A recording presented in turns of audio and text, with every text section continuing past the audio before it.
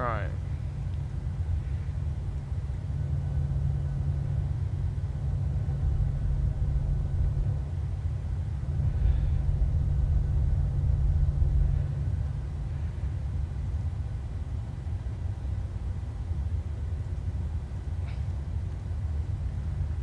What we can do. Okay, yeah. Hopefully this starts. Yes, it did. Brilliant.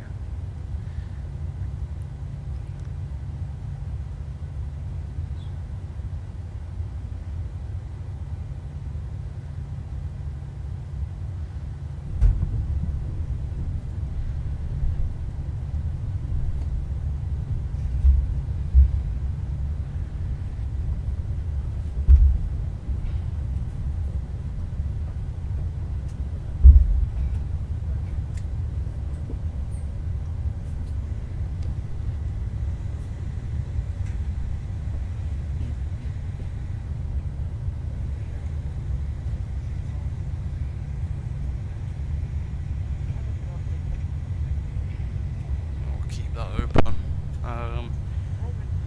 Hopefully everything sounds alright. Streamed like this before.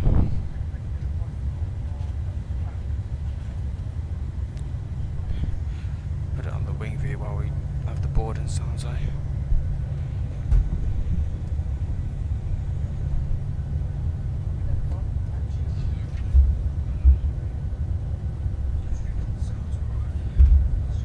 Morning, Daniel. Right, let me just put in the flight plan. Give me a moment. So what we'll do is great start, wrong letter. I had to just get the whole plane set up just so it was a bit easier. Obviously, because it was our first time doing something. Hopefully everything sounds alright though. There we go. Request that with sim brief. Right, let's have a look. I'll look at chat while I wait for that.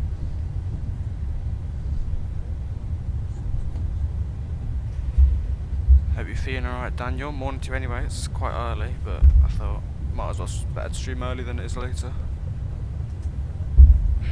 There we go. Right, that's ready. Brilliant.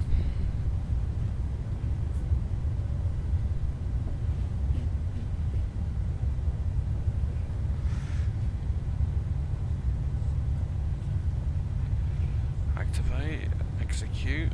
Right, so that now will be all. Okay.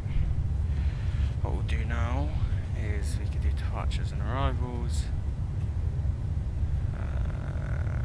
This will do. Don't need any transitions. We'll execute that. We'll go down to legs. Where is our route discontinued? Here it is. Pop that in there. Execute that, and that's the flight plan done. We go on the progress page. 1,000 miles. Wow, it's gonna be a long one. I thought it's first time streaming, so might as well do something a bit long. Altitude today. We'll go up to. Let's go space. Let's go rocket status. No, we'll go 36. Leave that T50 obviously for takeoff.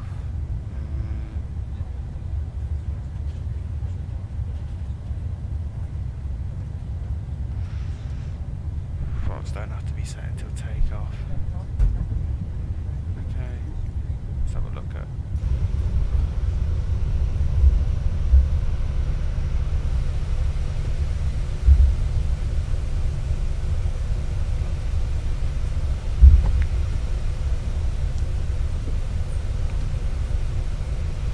Move out of the way for a minute, leave it like.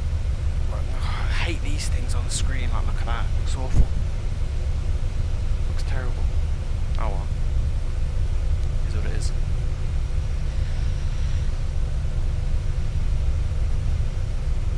We're flying the banana plane today. Big and yellow. Stay to this livery.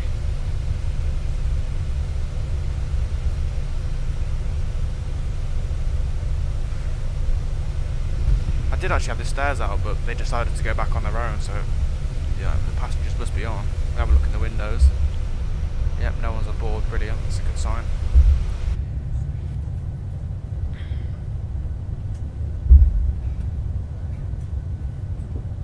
Love delivery, mate. Flying banana, mate. Tell me about it. Let's have a look. Make sure that we've got a variety of cameras here. Right.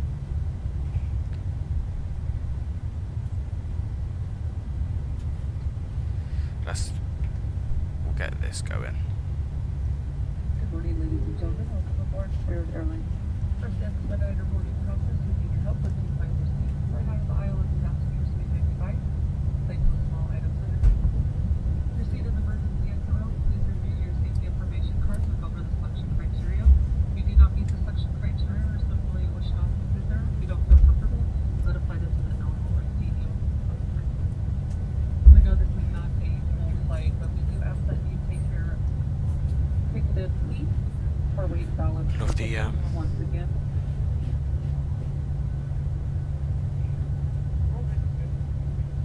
Okay, right. I didn't want to speak over her. Alright, that's done. What we'll do now. Go on, you can sit down. You know what we'll do as well. I love this little button here. Ready? There we go. We'll ask for a glass of water before we take off. Well, because I had to set up the plane already, didn't have time, so close your eyes because I'm going to cheat real quick. Okay, let's just pretend that we had the fuel truck there. Wow, fuel truck was he was quick today. Wow, deserves a pay rise. Right. Anyway,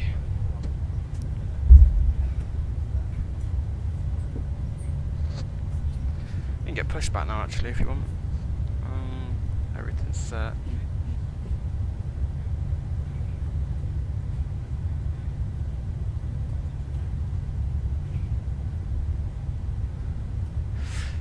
Everything's set.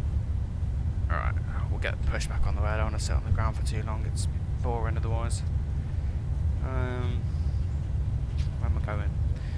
FS actions, push back.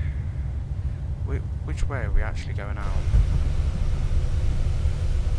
I've never taken off here. So this is the runway here, isn't it? Yes. So just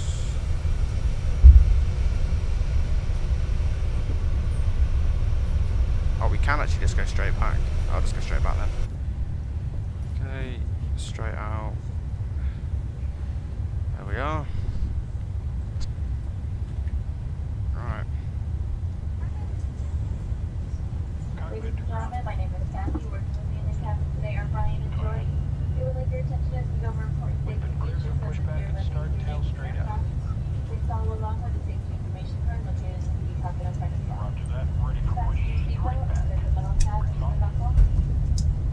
Tighten, pull the loose end of the strap, and to release, lift up the flat portion of the buckle. Seatbelt should be secured, well tight about your hips, and worn anytime you are seated.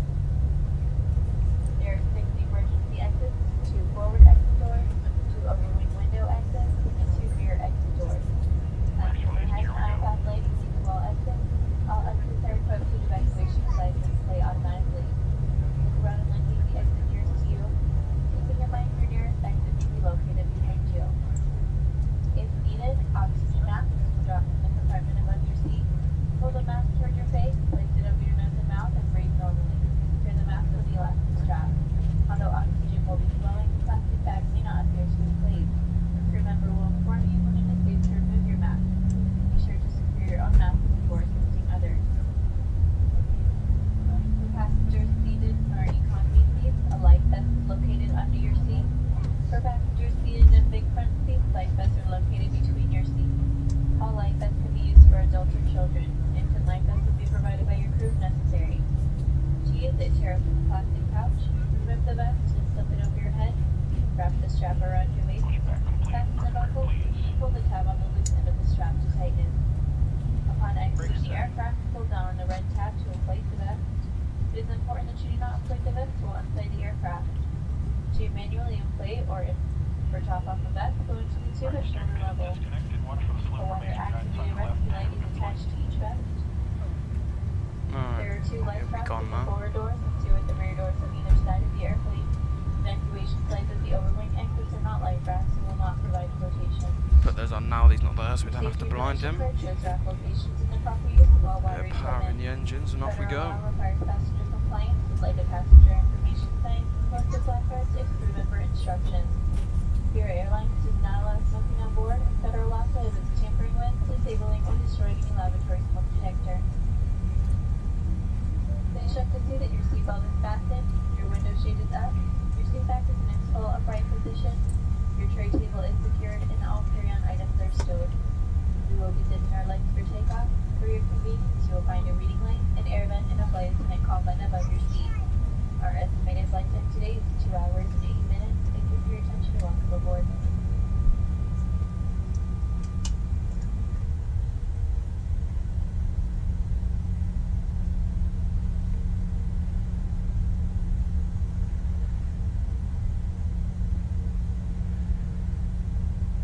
Might hand fly it out for a little bit instead of just sticking it in autopilot straight away.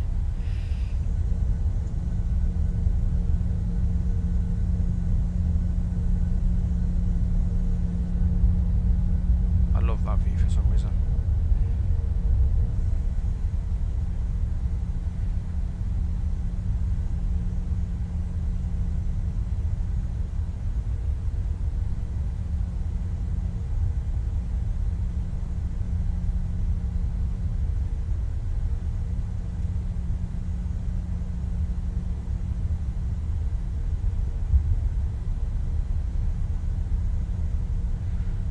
Go a bit faster than this. Where's the power? There we go. 5 knots. God, I'll be 80 by the time we arrive. There we are.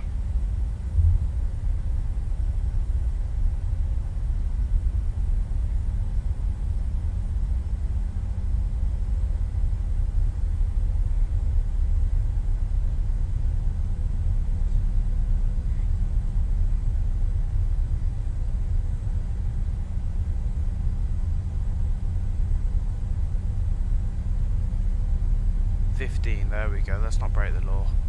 No, 1 miles per speed in now. Oh well.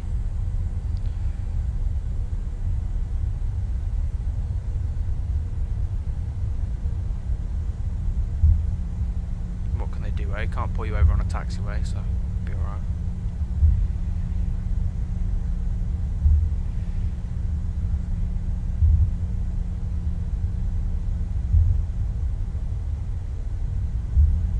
The nose wheel sound effects, I've got them spot on. The exact same noise as when I sit in the actual sim. When I used to do my training in the 7.3, it's yeah, they've got the sound spot on, to be fair. Definitely worth this money. This aircraft is worth every penny, I think. I saw a bug the other, flew this a few times. Only after the recent update of it, and when I set an altitude, for example 2,500, it won't, it sometimes likes to pass it and doesn't hold me at the altitude, which is, it's never done it before, but it's not obviously too big of a deal. 2,500, I can hand fly it in by then, but it's just a bit annoying when you're doing low visibility. You should have caught the localizer by then anyway, so it'll be alright.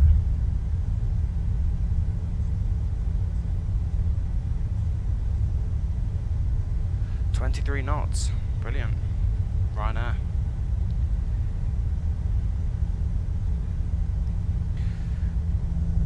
Get some wing views going, why not?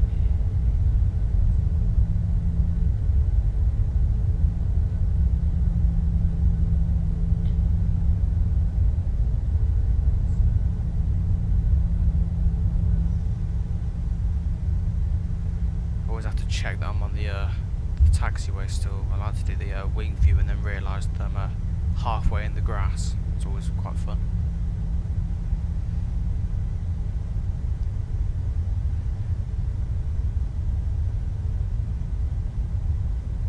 $250, we'll have that obviously for takeoff because you can't go any faster than that under 10,000 feet, otherwise we'll be breaking the law. So, and the FIA will give us a big massive fine. So we'll change that once we break through 10,000.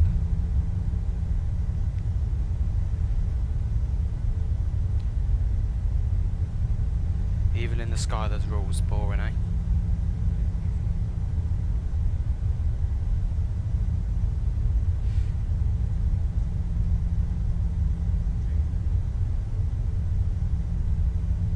So I've never actually flown here. First time taking off in Hungary. And then down to Dublin, because I enjoy Dublin. It's a bit windy down there sometimes as well, so it's always a bit of a challenge. But Dublin's fun. Then I love the airport of Dublin. It's just got nice scenery.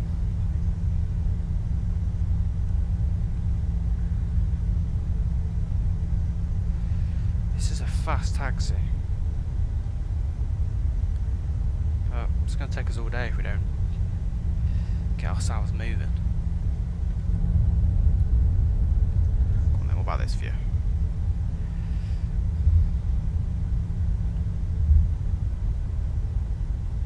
Right, we don't need to go to the end of the runway. That would do us here. The runway's long enough.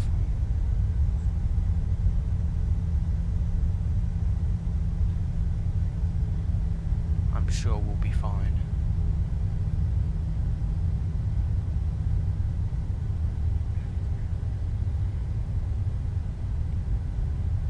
So we'll hold short here.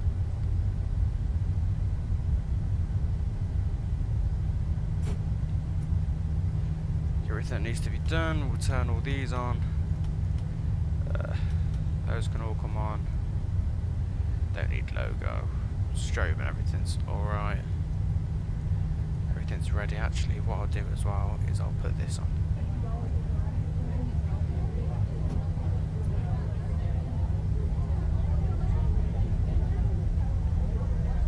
I love this as well, the spoiling up of the engines when they stop holding short. This is nice.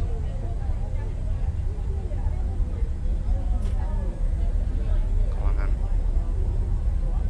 Bit of power in there.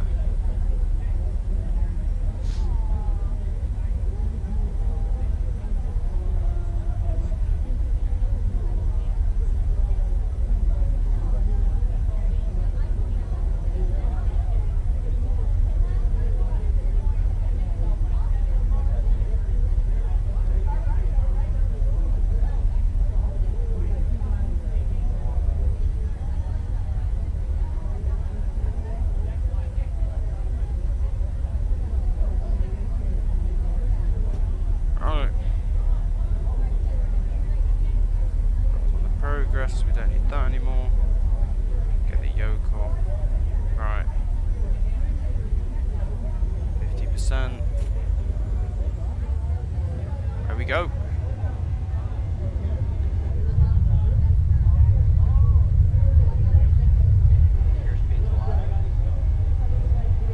Checked. Listen to that.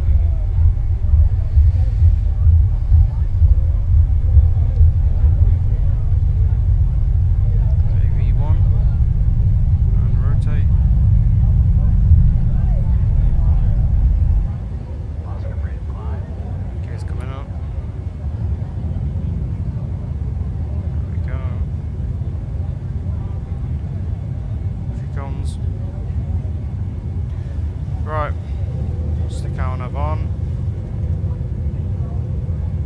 Get our nav going.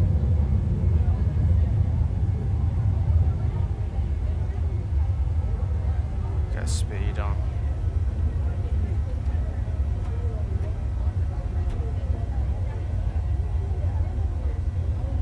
Look at that scenery over there. That's gorgeous. Just hand fly out.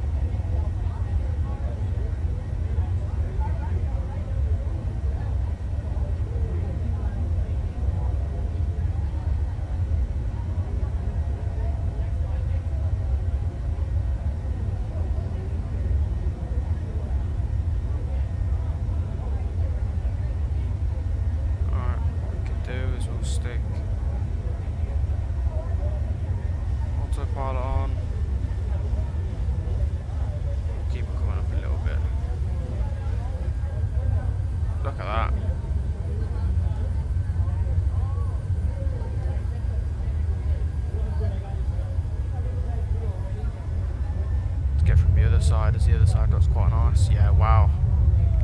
Look at those buildings, look. Wow, it's rammed.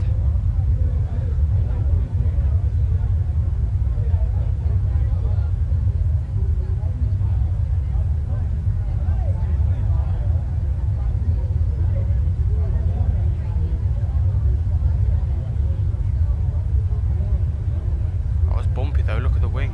God.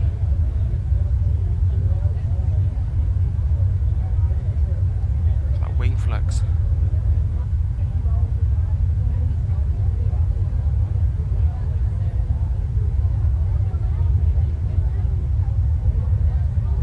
What are the speeds?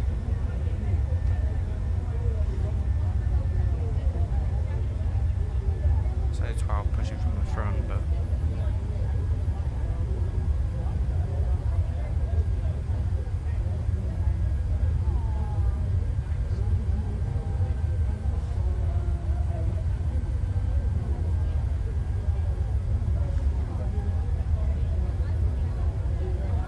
yeah, that's the one thing I like about the scenery. The scenery in this aircraft is that this is quite bright, so it looks proper nice. It's not dull. Yeah, it's really nice. Keep it on the wing for a bit. Look at the wing flex. It's all over the place.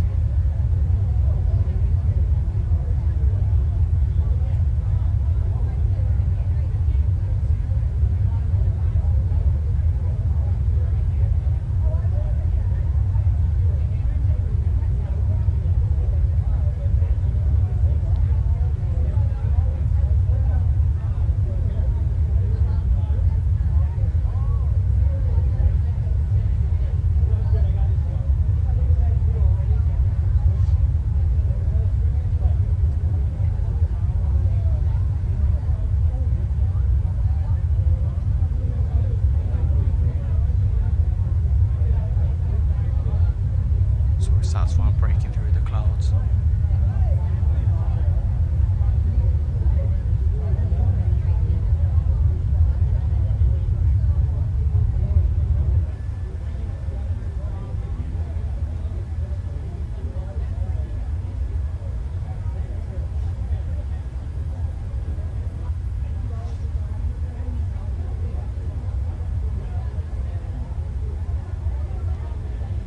There we go, 8,000. Calm a little bit faster. I wanted to keep it just not as hard because of the obviously we've got a headwind, so I don't want to push the plane too much. And we'll set that for later, even though it's nowhere near. But I had to do it earlier than later, eh? So you end up don't forget it.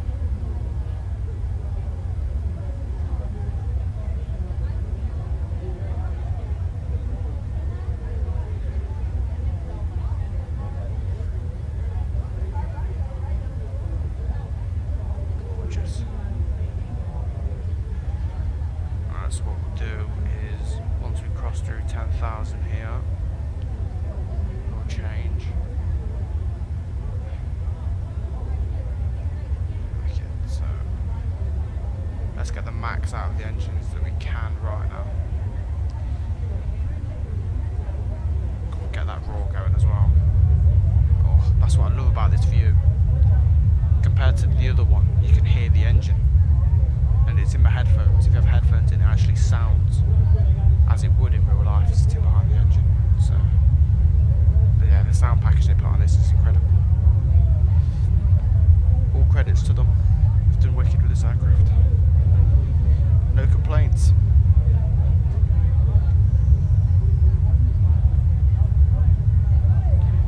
They did have a lot of pressure on them to perform well, and they've met the standards, I would say. Others may differ.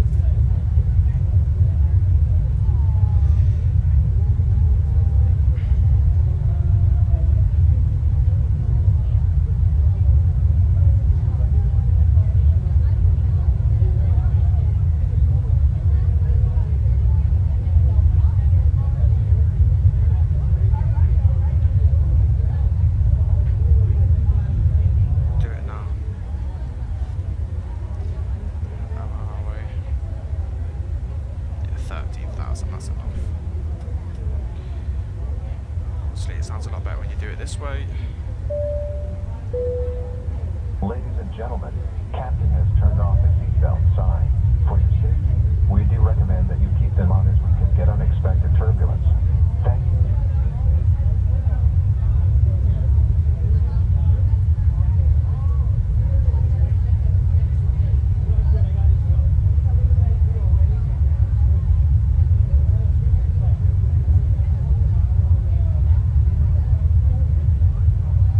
Daniel, maybe we might have some adrenaline junkies on board.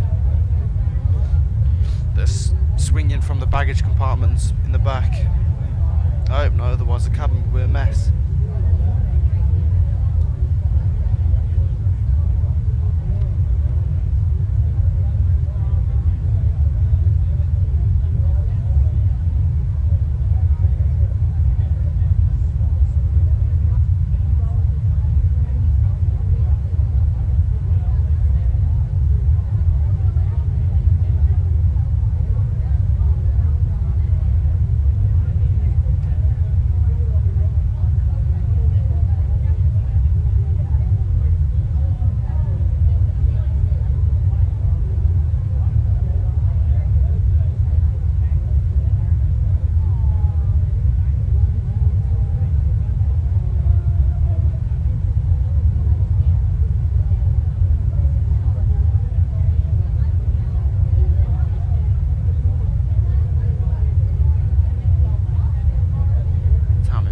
Swinging from the compartments, who doesn't do it?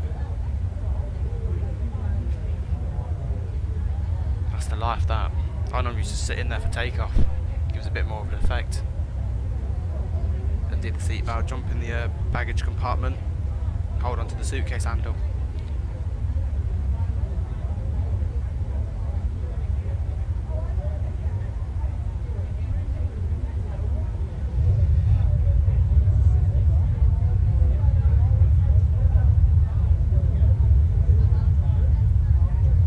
Chelsea.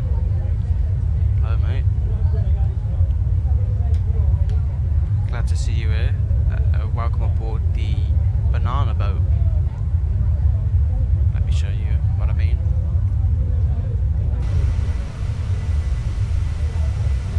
There we are. The banana.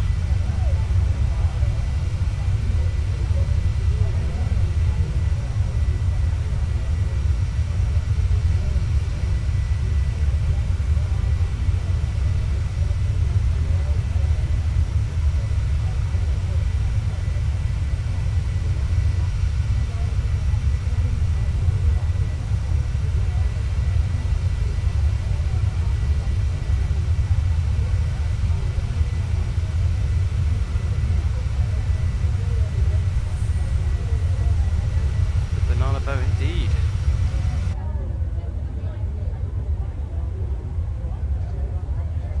Alright, there we go, 20,000. Oh, love doing that by accident. So how many miles are we away? 1,046. So,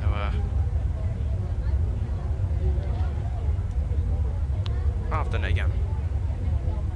Okay, what I'll do is I'll just put that down into the lock position.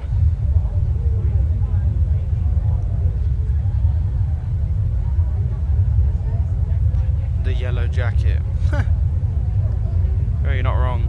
It does look like one. Don't know, it's a bit crazy how they put such a bright livery on, but Spirit have decided to go all out. Fair play to them. Wish British Airways would do something differently.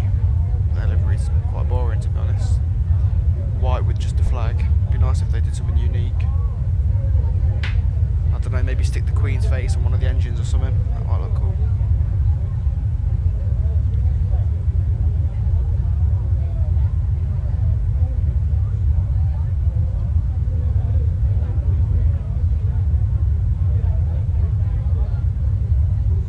British Airways did some things for their anniversary, but I think that's the only time I see them do something. He said for a special occasion. I mean, look at Wizz Air. God. Like Starburst.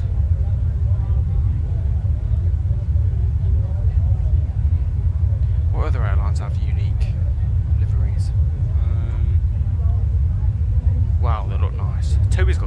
one. The blue and the white. The little red. Trying to think. Who go all out? If they're gonna do something, who goes all out? Which company? Who's the company that does the Star Wars? They normally go all out.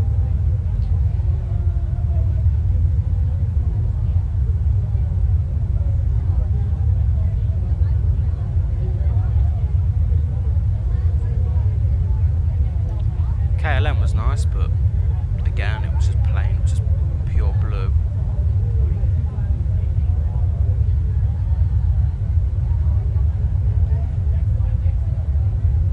I think the one thing I like about this livery is the little scratch effects. I think that's quite cool. That's a nice, it's simple but effective. Like it adds a little like tatty effect, even though you probably wouldn't want your plane to be tatty. It gives off that nice effect. Let's make sure that the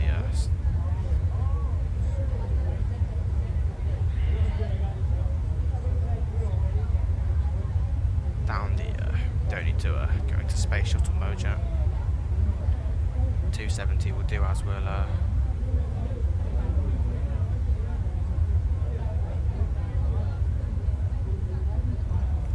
yeah, it's quite nice. It is a good effect.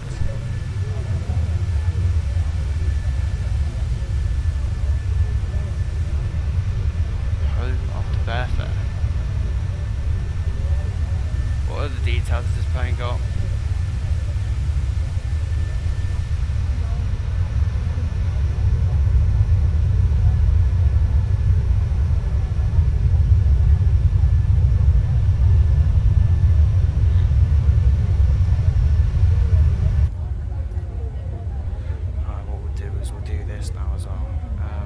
In a few moments, the flight attendants will not the be normal passing one. around the cabin to offer you hot or cold drinks and food. Please check the magazine in front of you for our latest offers on food, drink and duty-free shopping. That's not what we wanted. We didn't want the normal one, it's boring.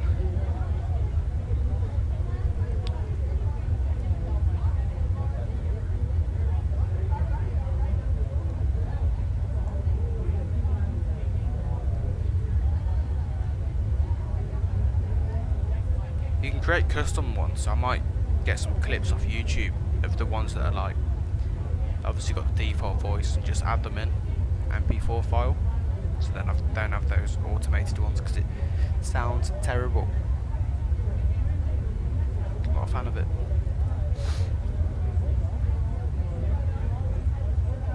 Oh, check the magazine now. Oh, not the magazine. God, that is looking to tear your bank account apart.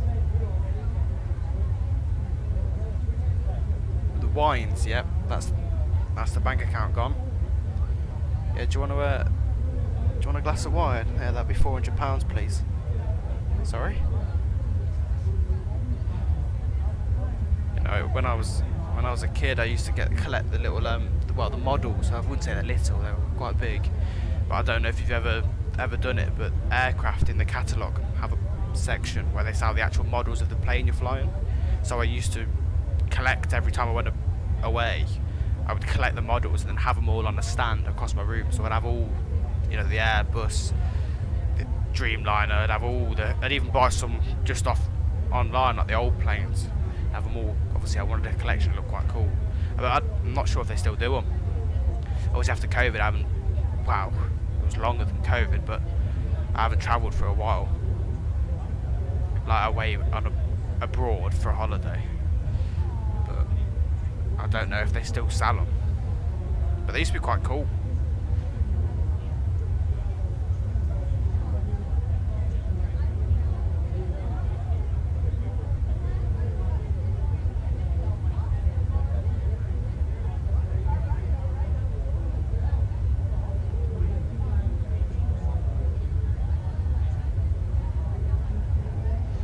Yeah, well, the prices are ridiculous nowadays. Yeah, even the fuel. Ridiculous. You know, you go down to the shop, That's £100 of fuel gone. When are they going to start making cars run off water, eh? The ocean's just sitting there. I mean, years to come. Yeah. Have you seen the thing about they want to get self-flying planes? Obviously, they're trying to make self-driving trucks. Obviously, the whole world will be programmed years to come. But they want to get cargo planes to become, well, they basically want it to fly itself. But what they said, when they first intend to do it, obviously it's years to come yet, but they'll do routes over the ocean. Obviously, because something does go wrong, then it'll just go straight into the ocean. There'll be no fatalities because it's not over land. Well, unless you're in a boat, but I don't know if I thought that. But what's the odds of a plane hitting directly a boat? So that'd be quite cool, but also it's not good for us because we can't have robots take our job over. You know what I mean? Need to work.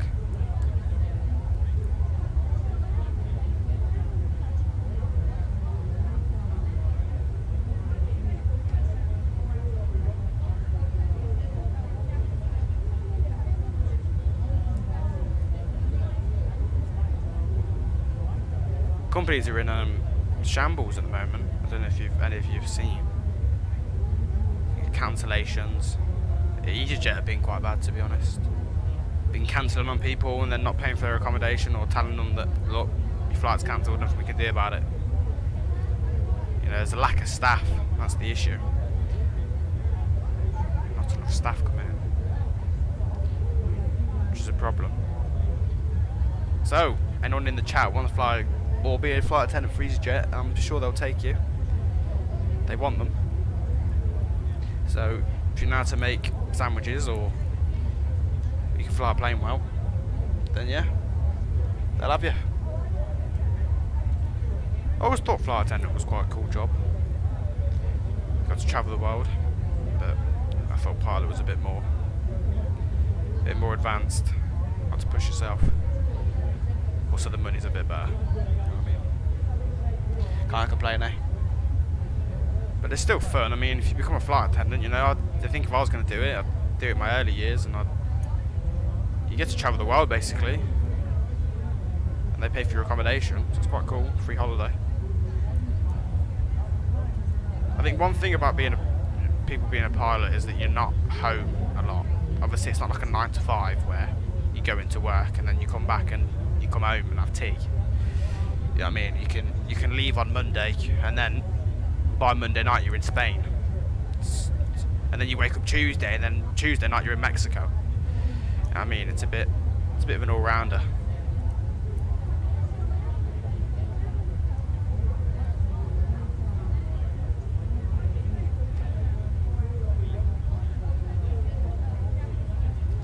Just make sure there's no alarms going off in the cockpit.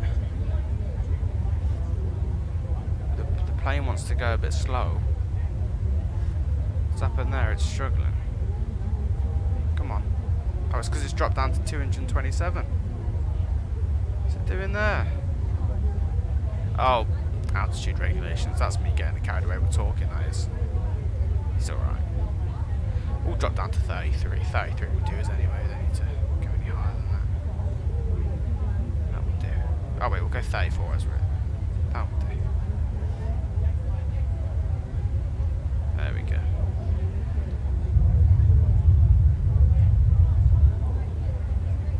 Let's just monitor it a second.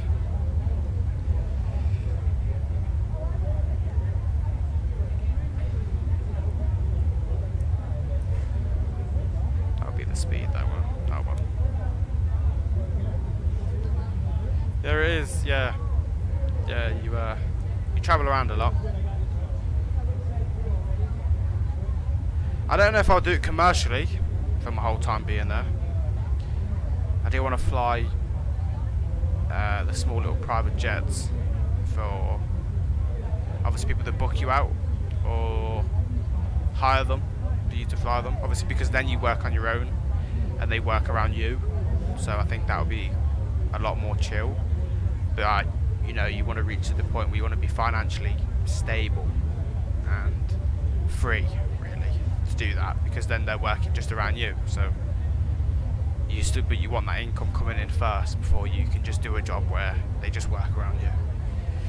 Because if not, your pay will be all over the place, and that's not really the best to live on, because you don't know what's guaranteed and when it's coming.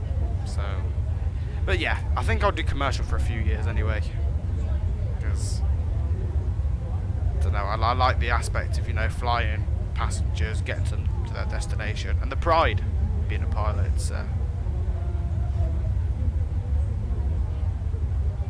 I enjoy the pride. It's a job that some people, you know, you get a bit of respect for, which is always nice, always a bonus.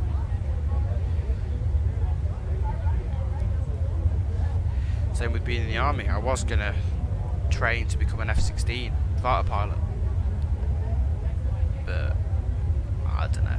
It wasn't really for me. And in the Air Cadets, I think I'd rather fly my way to Tenerife with my legs up with a cup of tea in my hand rather than be shouted at. That's just a bit more ideal for me. And then arrive there and get my swimming trunks. Not nearly be sick after throwing 8 Gs. So.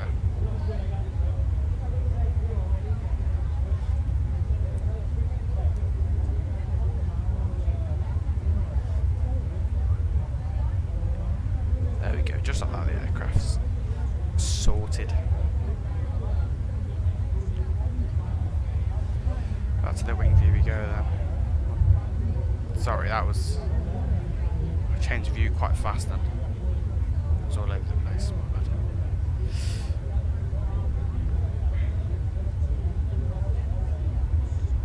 Any questions about flying, let me know, and I'll answer them.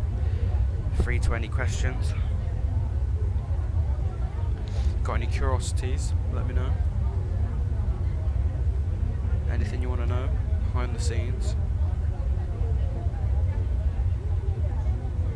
You don't really think much, to be honest, with a normal person.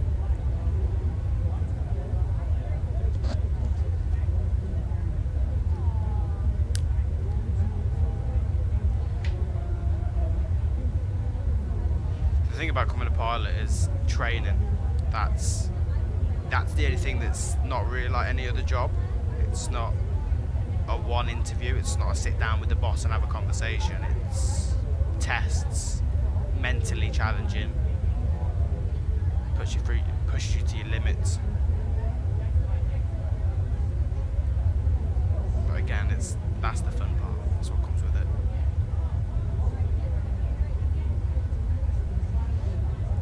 It's not the same as like going to McDonald's and sitting down saying, do you know how to order someone 20 chicken nuggets? And you go, yeah, I can do that. And they go, well, there's the job. If it was that easy to do as a pilot, I think we'd have a lot more. I think we'd have a lot more mistakes in the sky as well if it was that easy.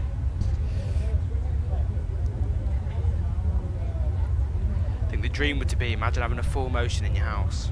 That'd be wicked. I watched some guy on Twitch that has one of them in his own house. I think, God, wow, you worked hard to get that in there.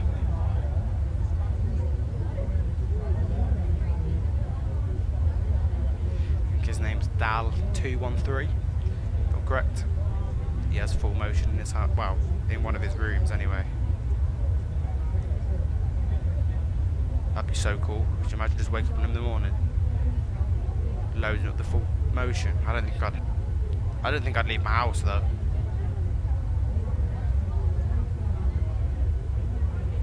Yeah, to be fair, I mentioned chicken nuggets, and I kind of fancy them.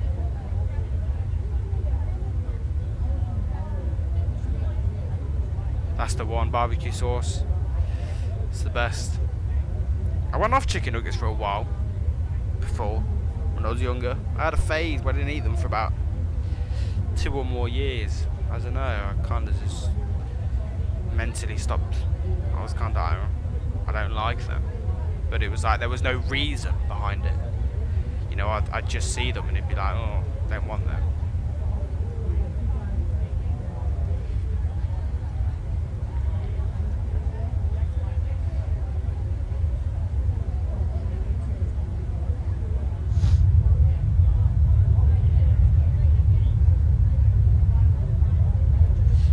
outside the full motion, mate. That would be the way, wouldn't it? Really? Could you imagine?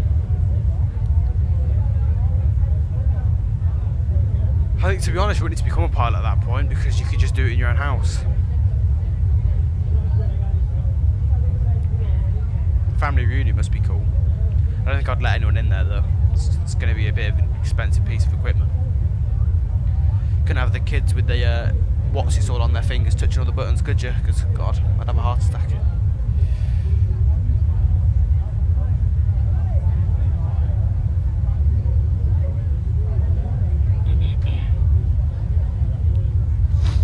Hay fever has been killing me recently. It's horrible.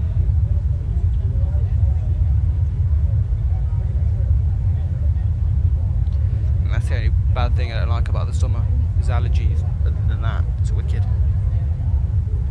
More of a winter person, me though. I like the cold. But again, I think that comes down to hay fever. Self-made pilot at home. Yeah. I reckon you'd be able to, well, full motion. If you taught yourself the whole cockpit, I reckon become a pilot wouldn't be that difficult. If you had like, if it was full motion, and it was top standard,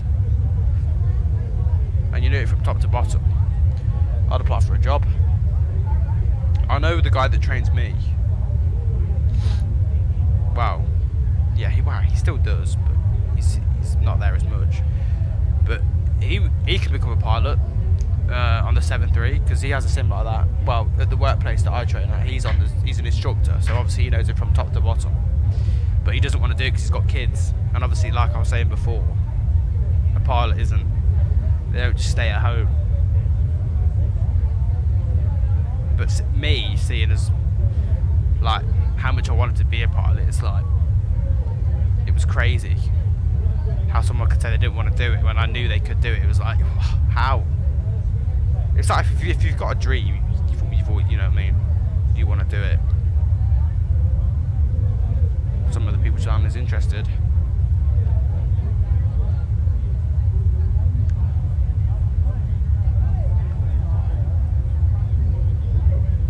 Bit of turbulence.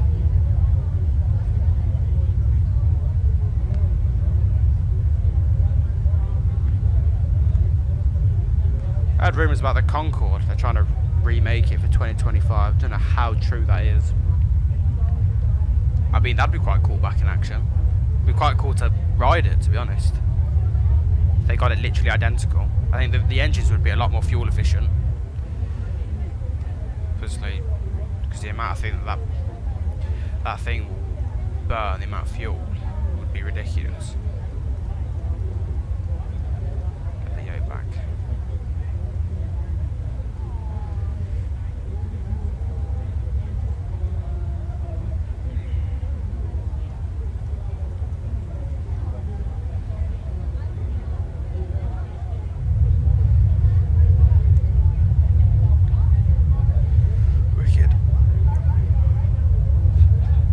Dublin.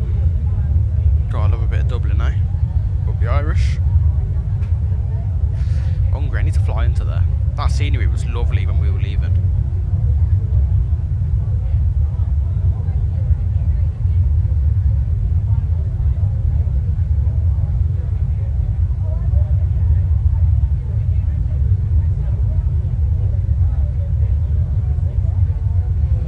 Yeah, true. And I guess that's a bonus when you're starting out younger. I mean, I think that's why everyone tells you, you need to start things when you're younger rather than you're older. But I mean, it doesn't mean you can't do it when you're older. It just, you've lost a bit more of your life. But yeah, obviously for me, I haven't got kids. You know what I mean? So there's nothing really stopping me or that I need to look after. I just need to look after myself, and that's it. Obviously. Well, exactly. That's what I mean. You can be a pilot. You can have enough just to settle down by the time you have a family.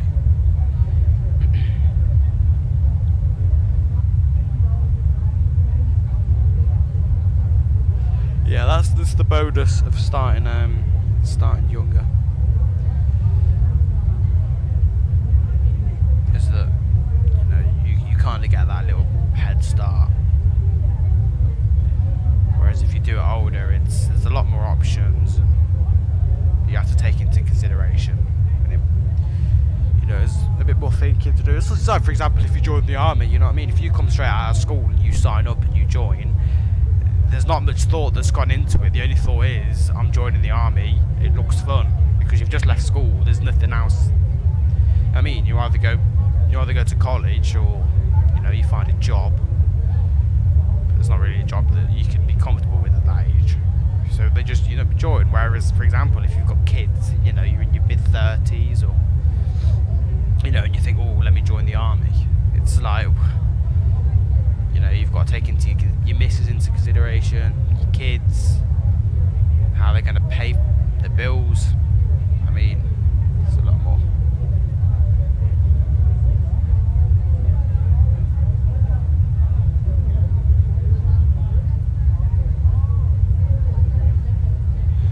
Oh yeah, well exactly, yeah.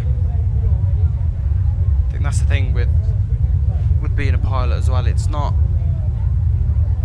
the job isn't, it's every day. It's like, right, you have to be up by 9 o'clock and you finish at 6. It's kind of like, alright, there's no flights for you on Monday or Tuesday. There is Thursday and Friday and Sunday. It's like, that's alright, got a couple of days.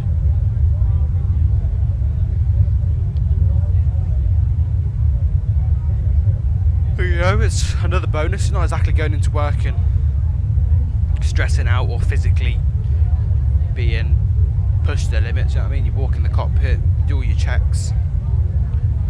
That's it, really. You take off and you just sit there, wait for your meal. I mean, it's the life, really. Unless the weather's crazy and there's something wrong. That doesn't really happen nowadays with technology and how advanced things have got. I think the last big thing was probably the Max 8. That was probably the biggest thing in aviation.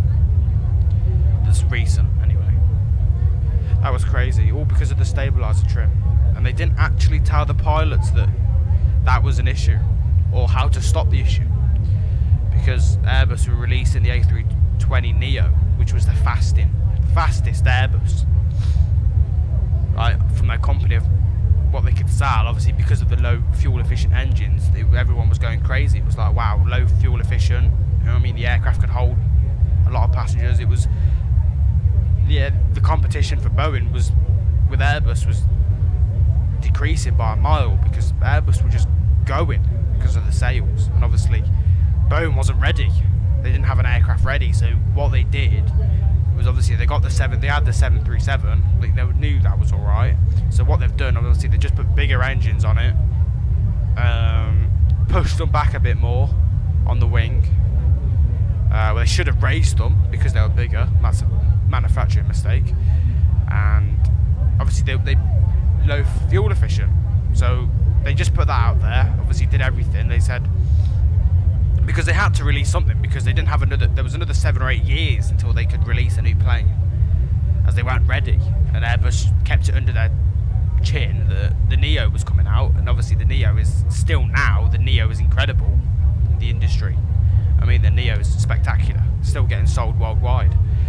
But obviously the 737, the Max 8, there's rules and regulations every time an aircraft comes out about what pilots have to do and what training is needed depending on how much the aircraft has changed.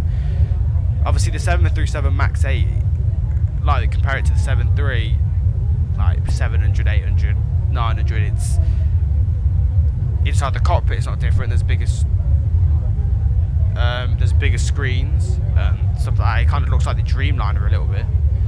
But obviously the new issue was on the front of the plane, the two little slits, the stabilizers, to do with the trim. So what the Max 8 would do is that the aircraft would bank up, so the nose would go up if it was dropping, and like if the aircraft, the nose started to drop unexpectedly, or the aircraft thought it wasn't right, it would lift. The trim would either lift the aircraft up or lift it down, depending on what input was made. So because the pilots they didn't get given training for the Max 8. The Boeing were like, yeah, you flew the 7, here, jump into the Max 8. Nothing's changed. But once that issue come off, you know, it was mainly after they'd taken off, and the trim, once the stabilizer trim kicked in, they didn't know how to counter it, or they didn't know how to turn it off. But they had an issue where you had to react within 10 seconds, otherwise it was unrecoverable. But 10 seconds, you can't do that normally. I mean, that's a short period of time for a lot that you're doing in an aircraft. 10 seconds goes in the snap of a finger. So obviously the pilots didn't know where it was, they couldn't turn it off, so obviously they felt the plane going down, so they would pull up. But while pulling up, obviously the stabilizer trim would push the nose back down, because they think the plane's doing it on its own, when it's not. It's the pilot trying to take control. So the plane was basically putting itself into the ground without the pilots doing anything. Obviously there was a lot of investigation that went into that. Obviously they looked into it for a while, and obviously it was the Ethiopia that went down, and they tried to blame it on the pilots, which was, you know, Boeing. It wasn't good on their company, to be honest. Blame it on the pilots. Said an American pilot would never do that, which is, you know, here and there. You can have a conversation about that all day, you know what I mean? But that's them being speculated. But obviously they come in, they found out it was a stabilizer trim issue. They've taught pilots about it, they've fixed it. Obviously that was when Donald Trump, Boeing was still, after everything, refused to ground the aircraft, even though, you know, 2 went down in this, I think it was a space of 6 months, something along those lines anyway. They still were like, no, it's the safest aircraft to be around, we're not grounding it. And everyone was like, even the families were like, well, you're grounding it, it's not safe. But it got to the point where Donald Trump was like, listen here, it's not flying, simple as. So obviously they all got grounded, as it was everywhere. You saw it on the news, and, you know, you saw the images at the airport of them all having the covers on the engines, you know, down the taxiways and stuff, because they couldn't fly.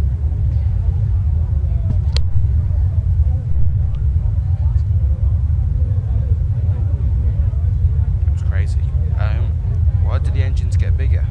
I'm not sure.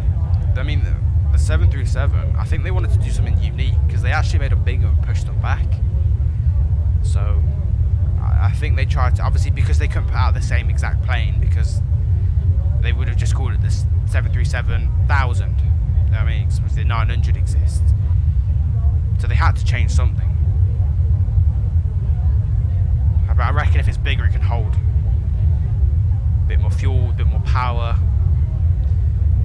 So overall it just beats the other engine, because Boeing love to do that. Because I mean, if you see the 777X that they're releasing, they're going to have the biggest engines on an aircraft.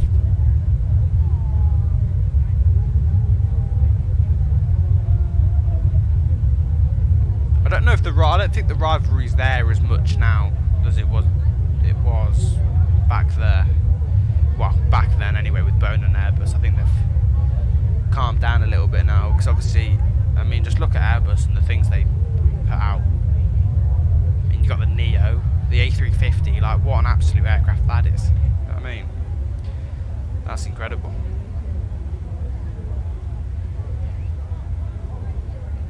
$838. I wish, right? Because if I go to this view, you see how you can see now? You can see out. As here, you can't see anything. It's quite annoying. When you descend, it's like, looks like you're descending into the gates of heaven. You know what I mean? It'd be nice if you could see something. Like here, you can see perfect. Might be the sun though. Is the sun in front of us?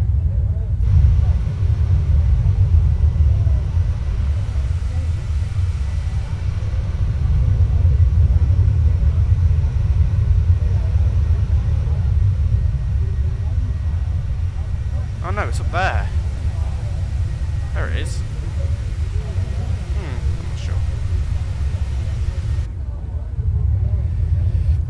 Oh well.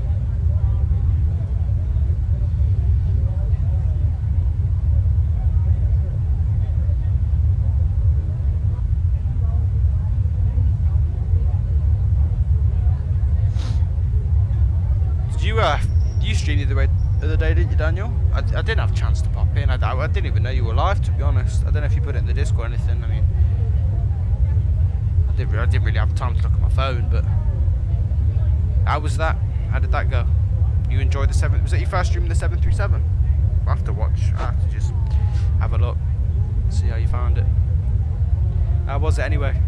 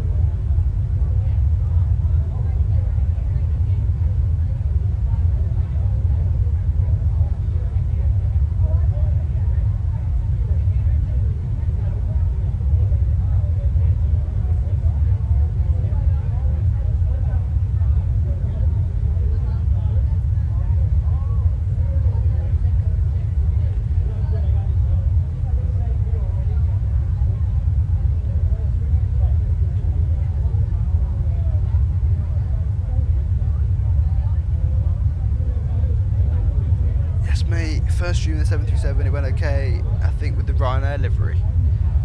Yeah. The Ryanair livery off the PMDG Operations Centre. Landing was a little hard, but okay. And that's the thing with this 737. I think coming from the Airbus, the Airbus obviously contributes south. I mean, the Airbus is lovely to land. Feels like really light, whereas you come to this, it's very heavy. And it's quite hard to butter it. But I mean, once you get it down, you know, you can land the A330 quite nice, so the 737 should be no issue for you.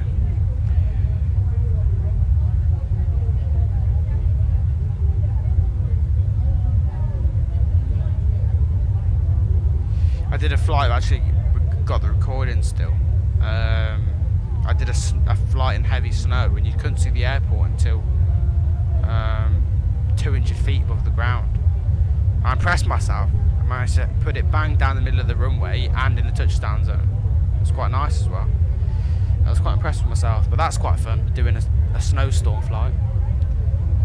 I enjoyed that. You know, doing low visibility here and there is quite fun. Bit of a challenge. Gets you a bit sweaty on the way down there, a bit nervous.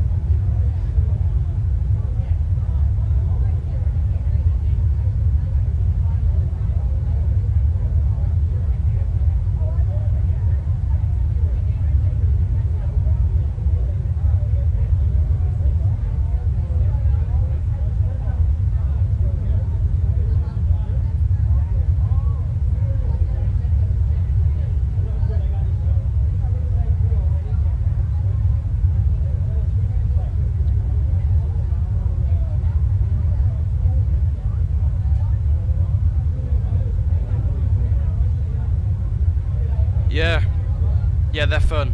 They are fun. Especially in the 737. I love doing it. Things in this aircraft that are quite tough.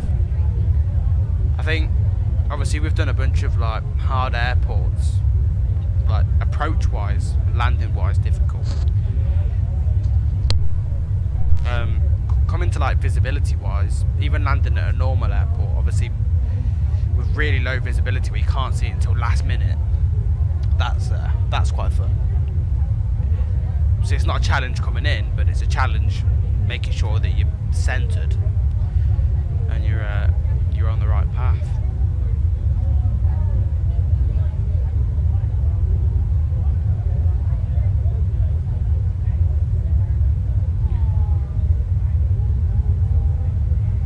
Yeah, we have done a few. The dangerous airports are fun. I enjoy them.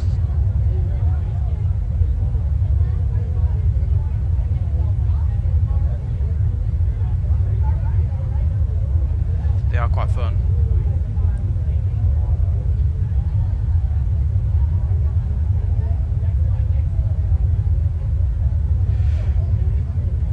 We'll just keep the top of descent calculation in now, just so still, what, 784 miles away. So Getting closer though. So if I just do this real quick, I might get. So our descent will be 112 miles out. So yeah, still 600 plus miles to go. 112. Just wanted to go a bit higher as obviously descending's quite fun. So.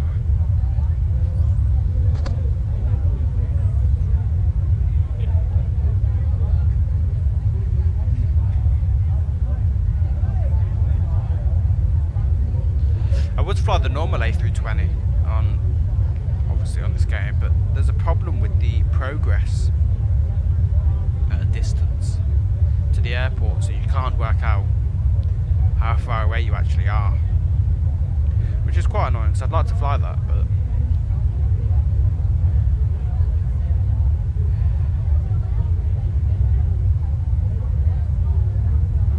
they haven't added helicopters in this game, have they? I don't know if there's any add-ons for anything. I think I've seen helicopters.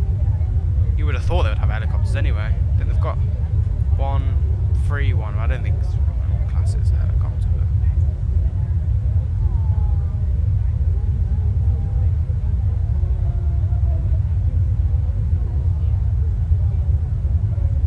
don't know what I'd like. I'd like to see the DC-10. I'd like to see that in the game. Yeah, I have that issue a lot. Yeah. I think that's the thing with those kind of aircraft. There's bugs here and there, but it's not exactly a minor bug, is it? It's quite crucial. If you haven't got the distance to where you're going, you can't really tell yourself when you're going to descend. So.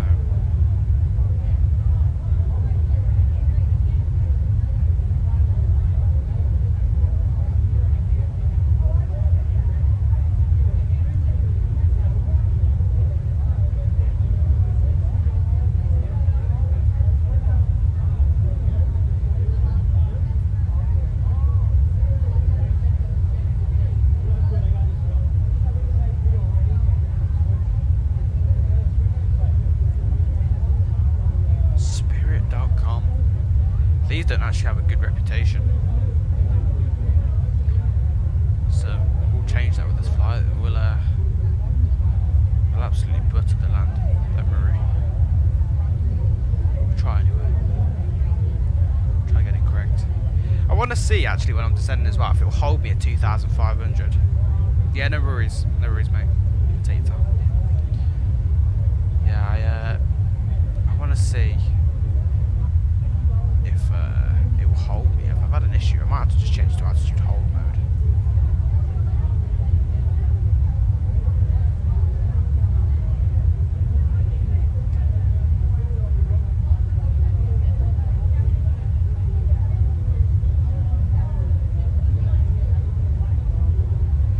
What I might do is I might go make myself a brew real quick. Leave that on there. I'll put the window view on for you. Look over the nose. Shall we look at the FPS that we're getting in this aircraft while streaming? 45, 50, 50, 50. Not bad. Alright, I'll leave that view. I'll be back in 5-10 minutes.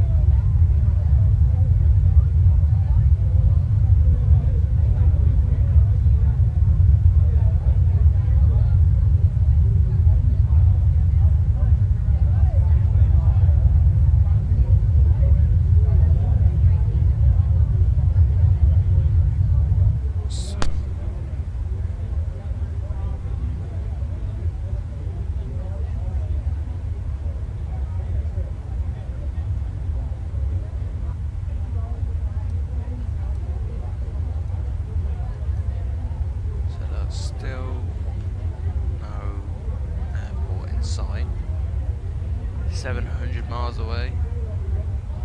So this actually goes to 640, so we will actually be able to see the airport soon.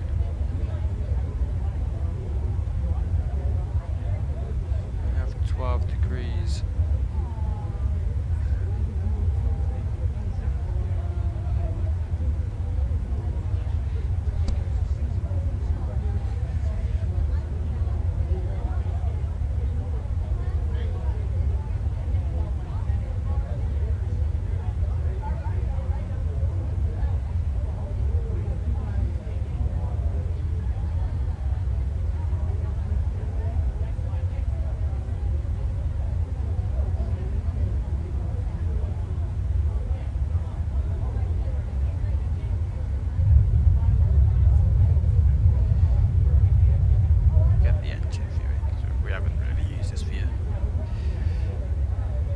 Actually, do you know what we'll use? We'll have a look at the preset views. This.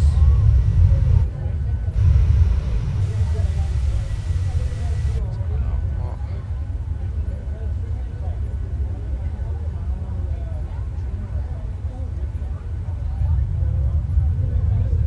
Come on, we'll use one of them. That's it. Get the engine in like that. There we go. It's quite cool.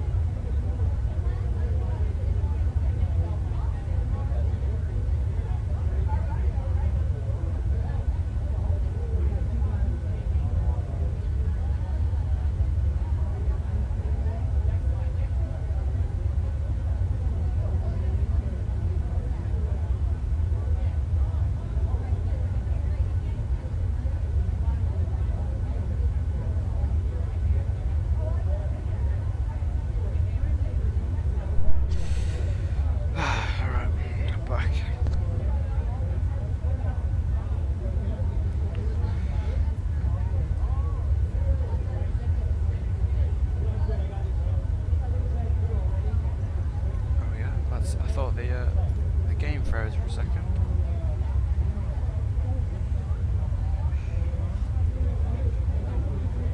$581 miles away. Not too far.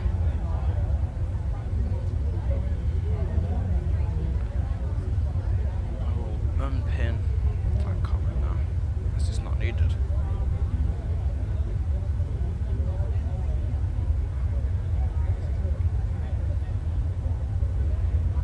There we go.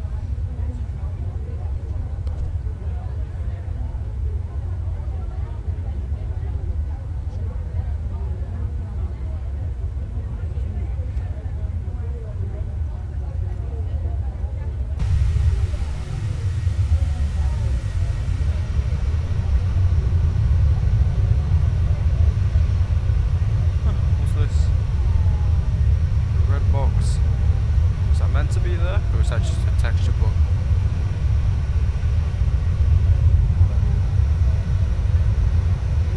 Yep, I don't think that's meant to be there.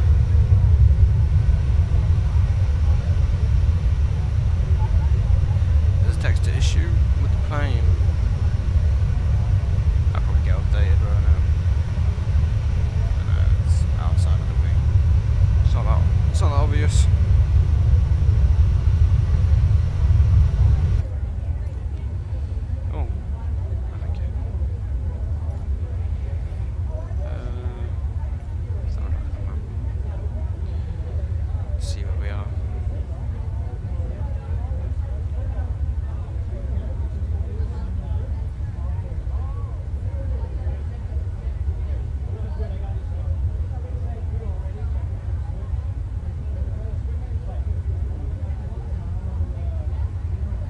Actually too far then. Go over into the UK soon.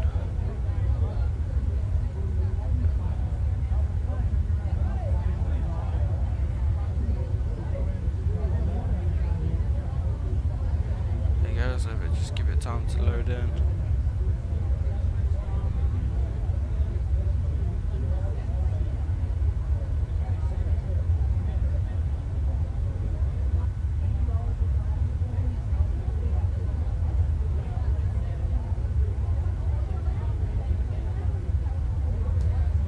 Where is it?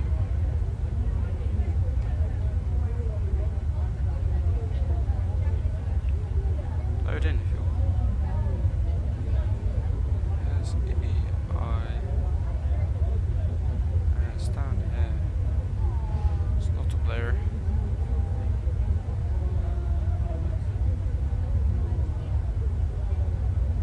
There it is. There we go. Yeah, no worries, mate. No worries. I was gone for a little bit, so yeah, that's fine. No worries, mate. Yeah, not bad. 500 miles now. If obviously here, so come out of France, come over into the UK, and then I think, well, if we have a look at the flight plan.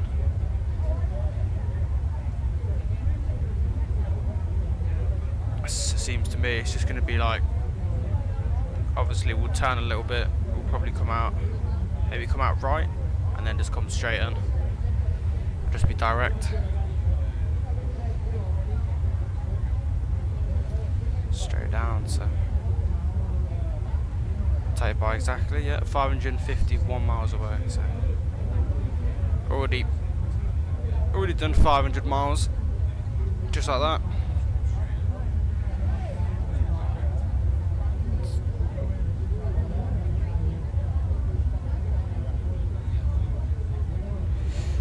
Hour and 36 minutes flight time, so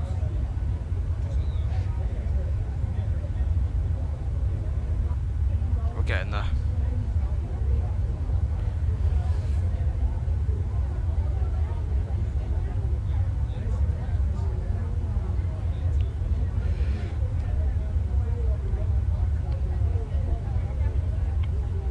I'd say give it another hour or a little bit more and we'll be there. I thought I didn't want to do a short flight for the first stream. just makes it a bit better if it's a bit longer.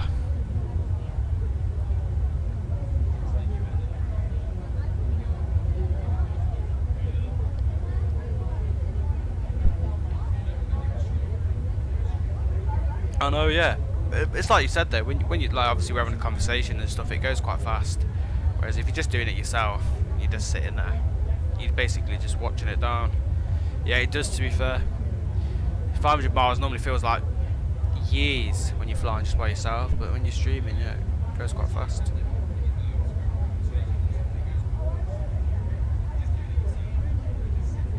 Are you streaming today, mate? Oh, you're busy. Or are you just chilling?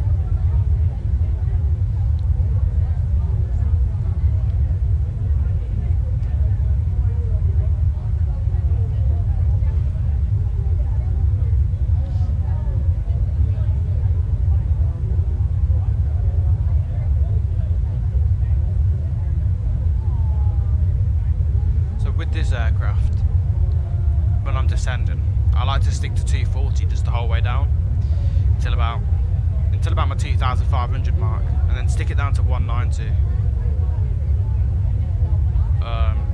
And obviously I can put my flaps in and stuff throughout. Obviously, put my flaps in on final, well, the extra few more, and then just fly it in. I found it that doing it that way is it's a lot easier. You have to download something completely different to put obviously all the calculations in for descent on the. But if you can do it mentally and do it the mental way, then it's quite easy. You just times your ground speed by 5, and you'll be alright. But yes, if I stick it 240 all the way down, it seems to just glide its way in quite nicely. Probably not streaming today, but I might do a weather challenge either in the 7.3 or the Neo. Yeah. Oh, that's fun. Do it in the 7.3. You've done the Neo quite a bit, and it'll be good to. It'll be more fun if you do it in the 7.3. New aircraft, difficult airport. You know what I mean? Couldn't get any better.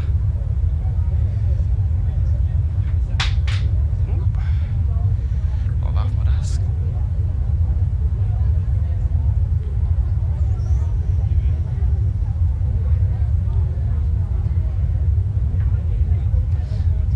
See, look, when you're the one streaming, you don't actually miss approach. You can watch the approach because you're the one doing it. I notice that sometimes when if I'm watching a stream and they're flying, I'll pop out for a little bit. It feels like 10 minutes, and I come back and they're on the ground deboard, and I think, brilliant. Oh, I missed the flight.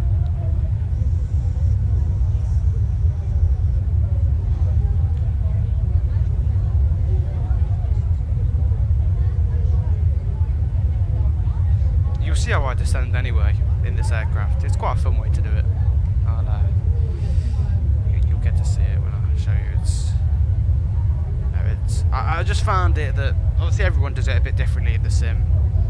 Obviously, if it was real, I'd do all the calculations and put all that in. But obviously, you're at home. You know what I mean? You can just do the chill way. It's nothing too. But yeah, seem to 240 knots all the way in 2,500, and then just knock it back. And then knock the flaps in while it's decreasing, and then on final you're set. At 2,500 feet, you're ready.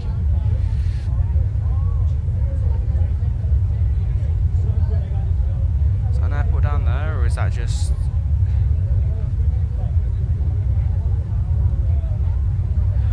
racetrack down there.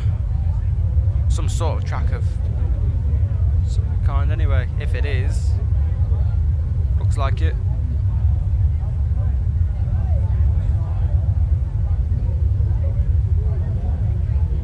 Yeah, it must be a bit refreshing just to watch instead of doing it all the time. Must be quite nice.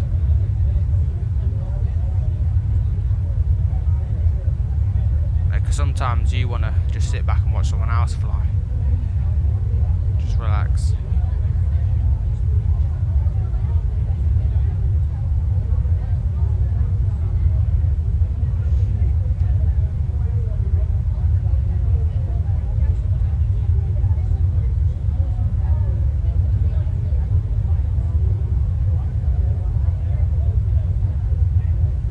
So we should be leaving France in a minute. Oh, we just flew over an airport. So we'll see if we can see it.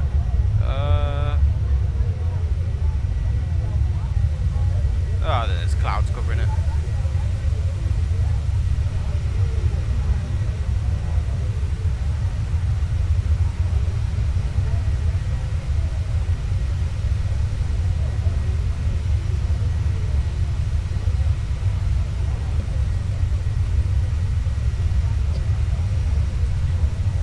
What was the check-in? No, okay, 500 puzzles. Yeah, there we go. So not too long now. You might be able to see it actually. See it? No, it's just full of cloud. Where's the sun now? That would determine how long we're flying for. There you go. Remember, it's down here.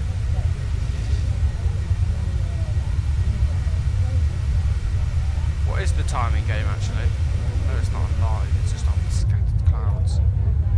What is the time? Ah, nearly 10, so it's only an hour.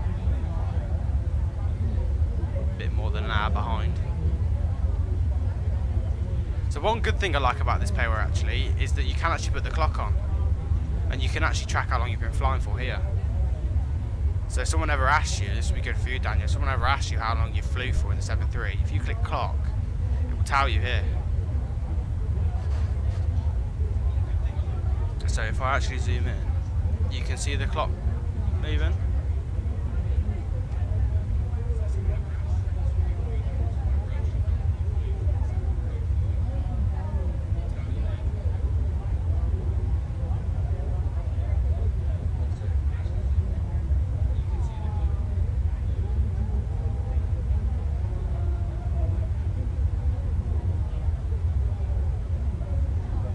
So if we give it a minute.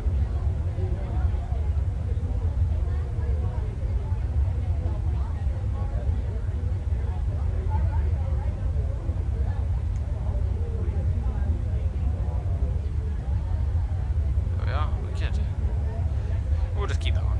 Why not? So you know all about the inside of the FMC, you know, with all the... Leave that out of the way. Obviously, you know all about this. You've done a stream anyway, so you would know.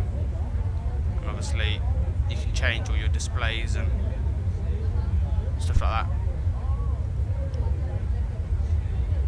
Right here, low altitude, 2,500 height alert. Change all this stuff.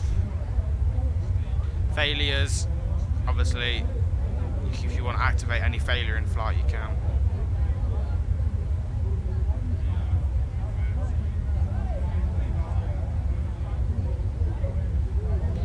Yeah, I thought you'd know anyway.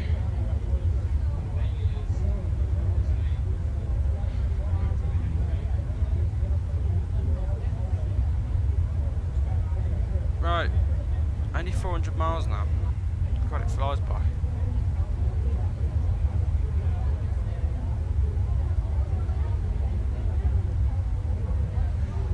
Wicked.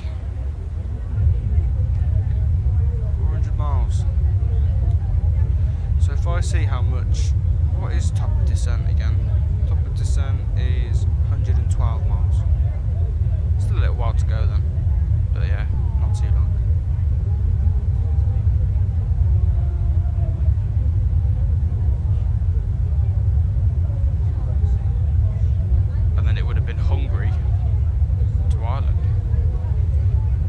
fair, I've never thought about flying into Hungary. That might be a route I'll have to take. Is the Dash 8 in Marcus? I don't think it is. That'd be an aircraft actually I'd want to fly.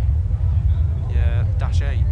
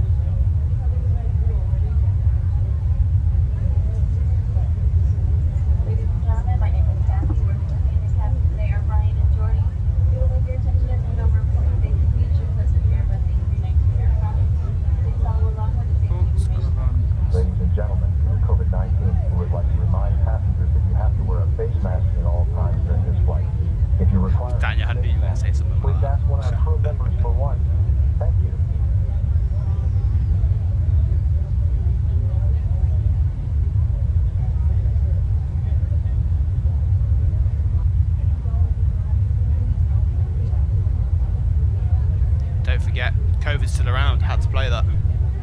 Passengers in the back forgetting taking their mask off. Got no chance. Not my aircraft.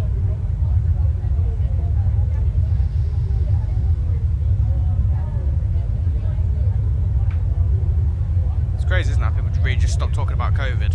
Literally put us all into lockdown for about 2 years. Now it's just like, yeah, that happened. So that wasn't normal. Do you realise?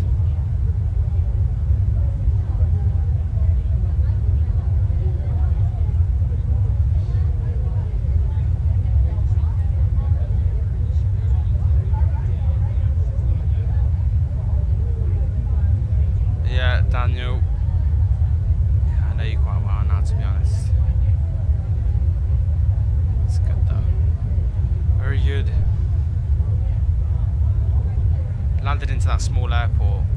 I don't know how long ago it was now. That small little strip. God, that was hilarious.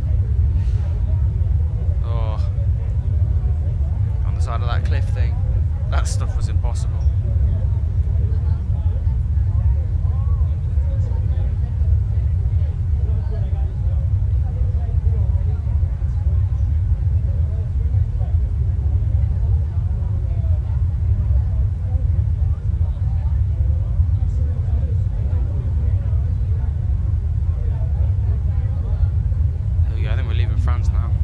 Start to see water, so that would be that's bye bye to France.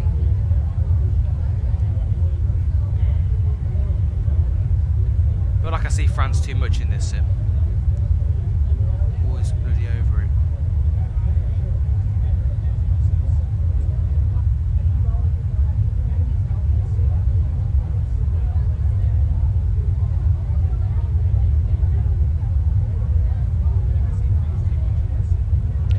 Yeah, they like to do like that, don't they? Locked down for 2 years and then they come out and they slap all the prices up. That's a good way to pay back the economy for it being shut down. Yeah, smart thinking. That's how, you know, we were all concerned about why they're not really overreacting, because they knew in the back of their minds that as soon as we come out of it, they're going to slap the prices.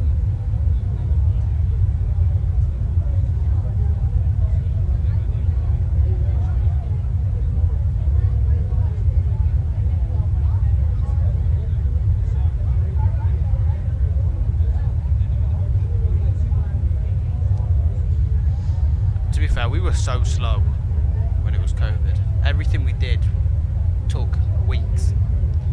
You know, lockdown, to make even the smallest decision took weeks. For someone to come out with new rules took weeks. You know what I mean? It was, everything was so slow at making choices. And like, look at Singapore. They heard about it and they shut them down. You know what I mean? Like, look at Australia. Last year, they shut their borders down until, well, last month. They've only just opened them up again. It's like, we were too slow. I think that's why we got hit so bad.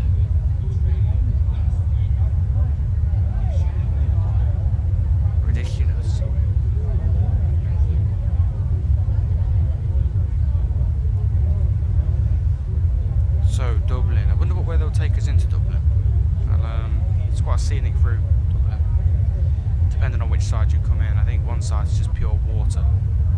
So if it's through there, it's going to be quite boring on approach. But we'll see. We'll see.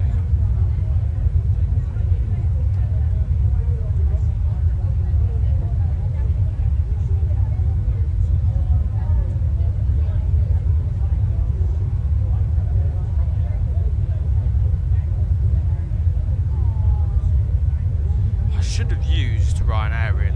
Before coming into Dublin. Only would have been appropriate, but.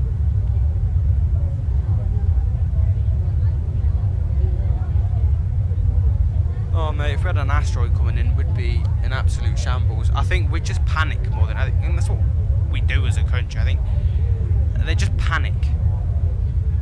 They're not really level-headed, you know. They'll just shove stuff in the news straight away without even thinking about it or the repercussions that it's going to cause. It's like panic and take our time. Yeah, Parliament's an absolute all over the place.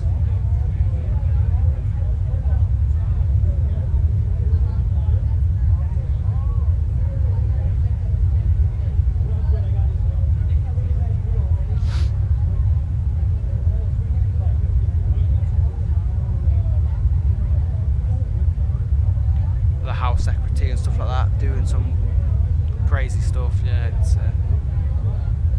country's a bit crazy. I'll say that at least.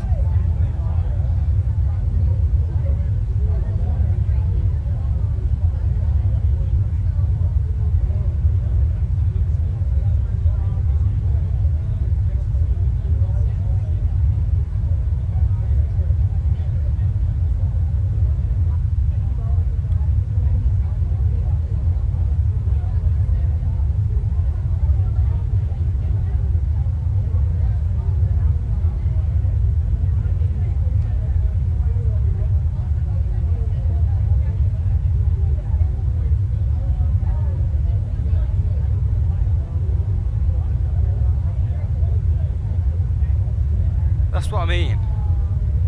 You had to go through that extent because of people's panic, and it wasn't even crazy. Like they'd literally be refilled in the next couple of days, but the people were just going out there and getting like 4 trolleys worth of stuff. It was like, come on. It's not just going to just all leave out of nowhere.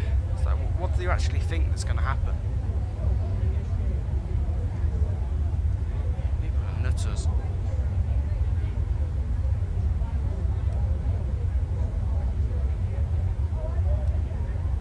There we go, so yeah, our route seems, yeah, but it's basically just straight in, 400 miles.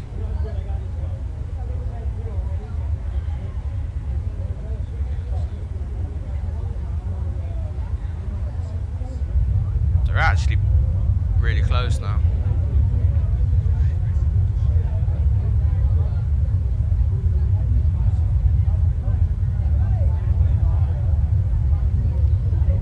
It was stupid, you know. Absolute overreact for nothing. But again, it's down to the news and how they word it and how they put it in. I mean, they didn't over-exaggerate. They were putting big words like lockdown and using the virus and, you know, saying it's rapidly spreading like a wildfire. You know, they just weren't. The way they say stuff was just so. Like, think about. If you're going to say that, think about the repercussions it's going to cause. You know, how are people going to react when they hear that? How are you going to react? You know, it's the lack of thought which caused the problems.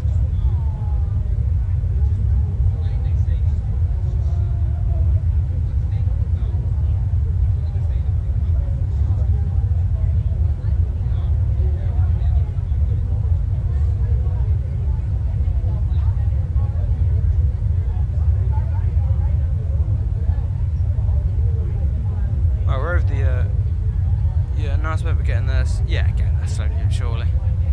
It's not It's gone quicker than I thought, to be fair. You know, 1,000 miles. I thought, God, that's it's quite long.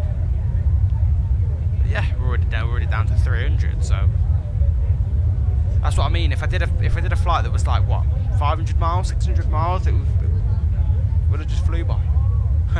No pun intended. But yeah.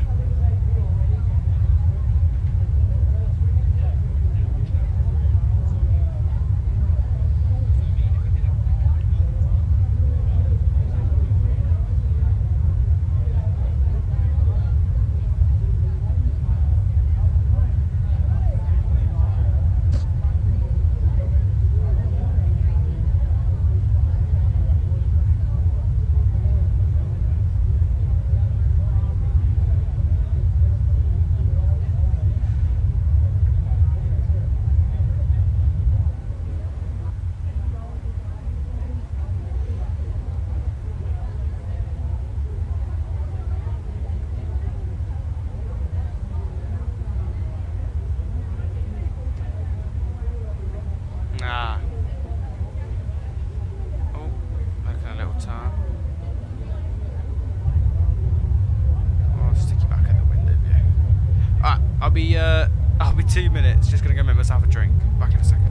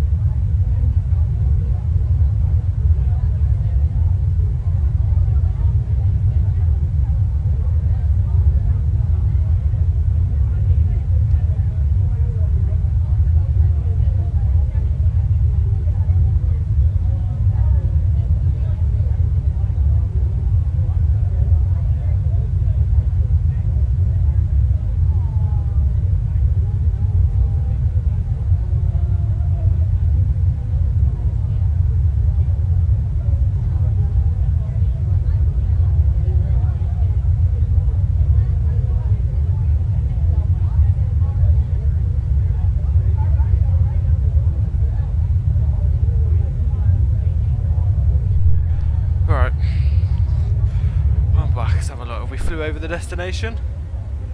Nah, we're alright. Oh, wrong button. Oh, there we go. So yeah, looks like we're over the UK now. Wow. Let's have a look. We can have a look. We are. Yeah, just entering. So we should be making a turn then. Because by that... Ah, there you go. So we turn up to it. So yeah. We turn right. Turn right there. 337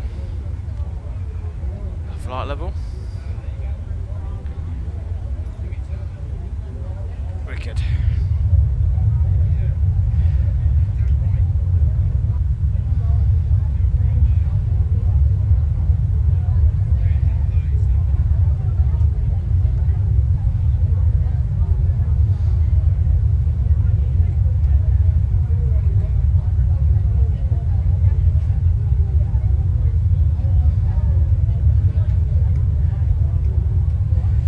Good if the Microsoft had some in-flight entertainment. Brilliant.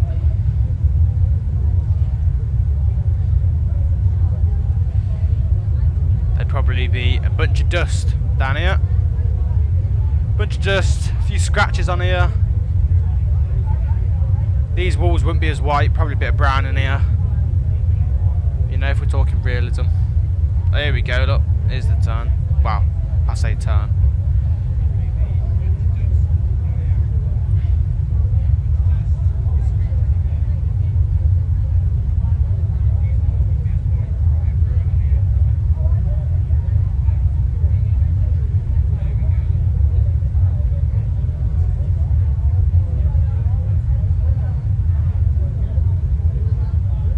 Oh, I just love the UK.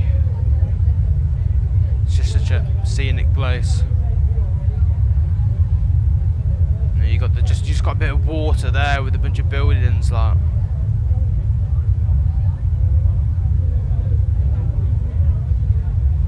This is it now. This will literally be final turns, and then we're on to final.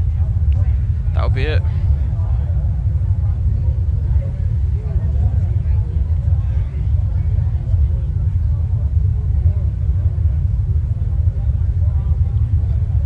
Now banking left.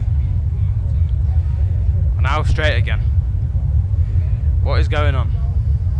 It's alright, it's just the flight plan. Clearly got a few waypoints that are a bit in the weavy direction.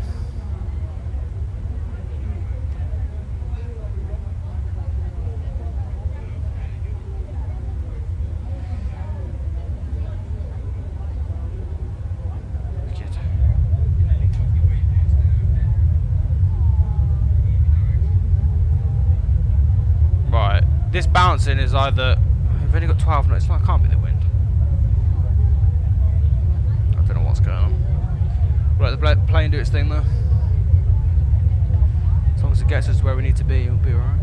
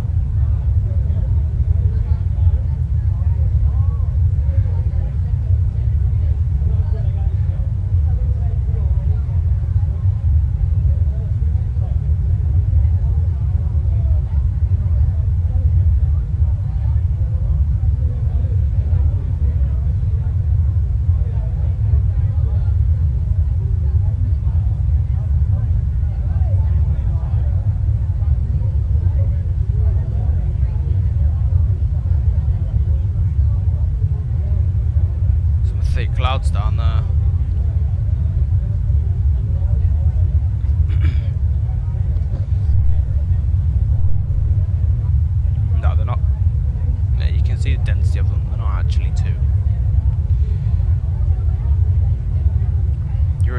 waiting. Yeah, it should be too long now, mate.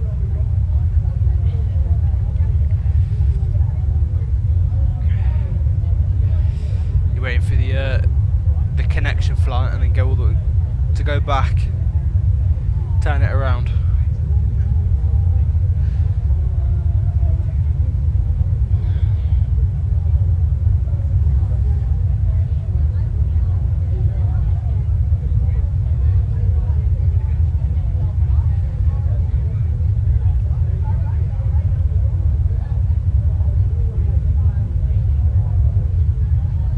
So we'll see if it will hold this altitude when I put it in, when we descend. Last 2 times it hasn't held it ever since the update, but did everything correctly. I mean, I don't know, but I know for now, I think if we get to 2,500 and I see it still descending, I'll just take control straight away.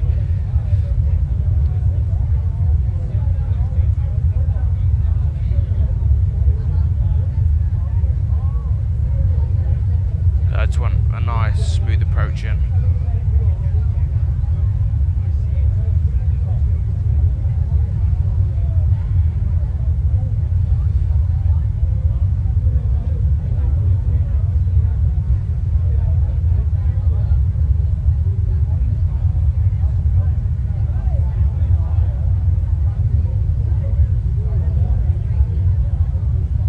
Yeah, Daniel, no worries, mate. It's, well, you know, you never know if there's any randomers and something that, you know, come in the chat. I know you personally anyway, so.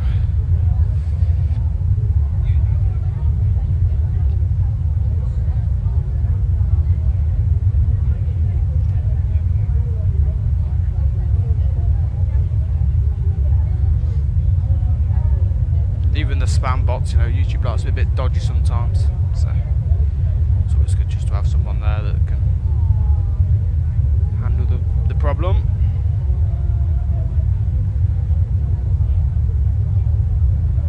You know, it would have been nice if the flight plan had a smooth turn. It's been a bit jolty.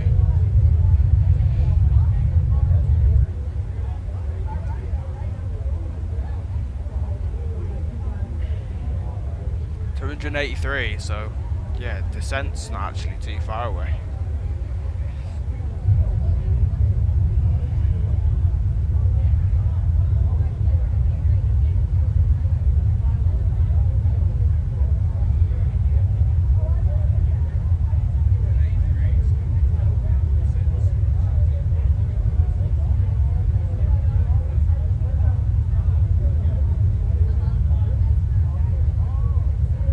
Yeah, they're YouTube and the spam accounts are a bit all over the place. Need to sort it out.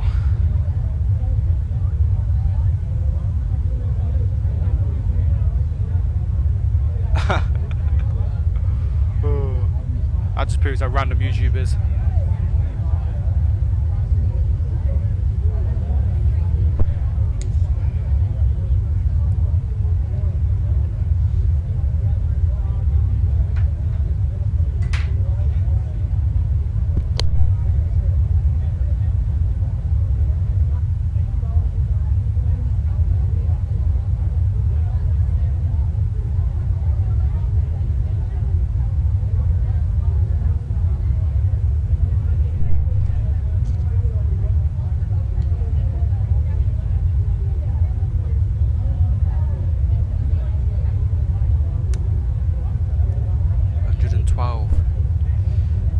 Miles. Not too bad.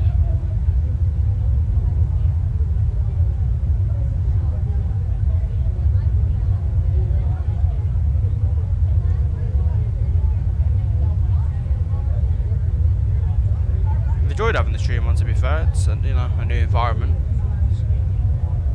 It's quite nice, to be fair. It's quite chill.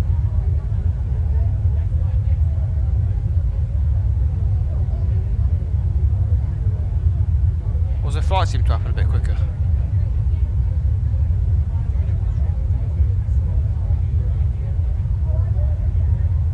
Yeah, there is a lot of spam.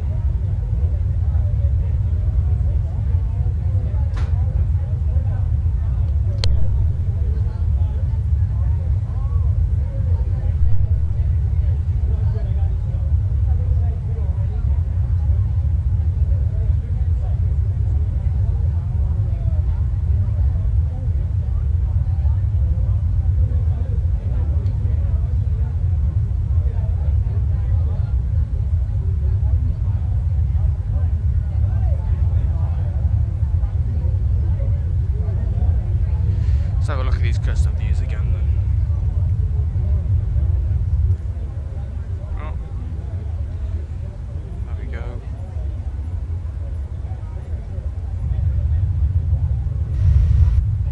Are these just all outside views? Yeah, they are. 1, 2.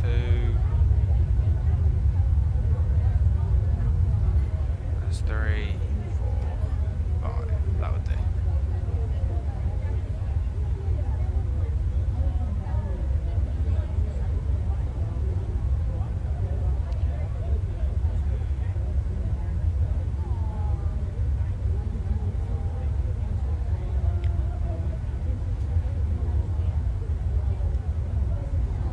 Probably I'm gonna, after this, I'm gonna set that up as a custom camera. I quite like.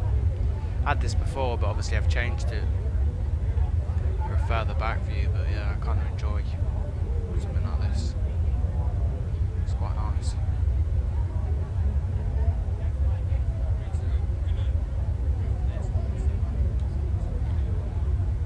Oh, okay.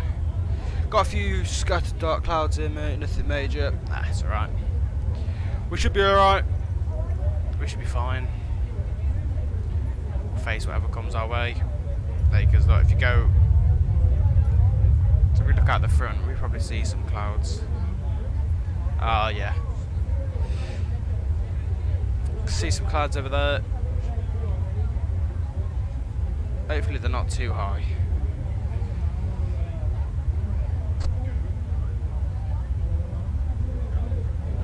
See, we just got a direct headwind of 12 knots.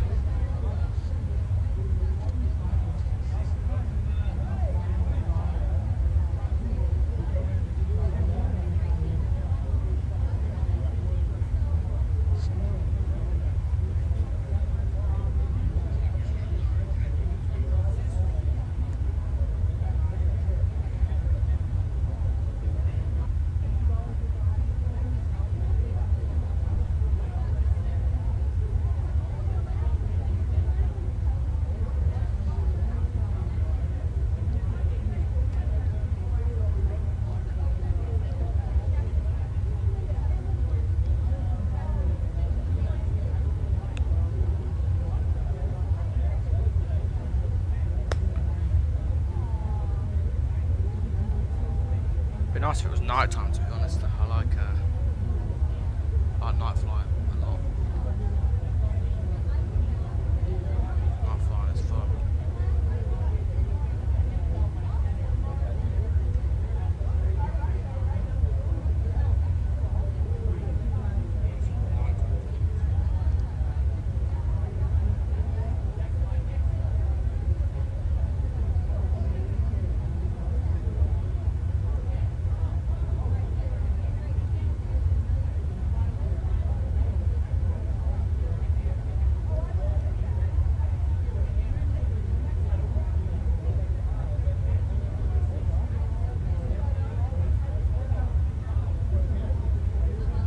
Weather is lovely in the UK today, though.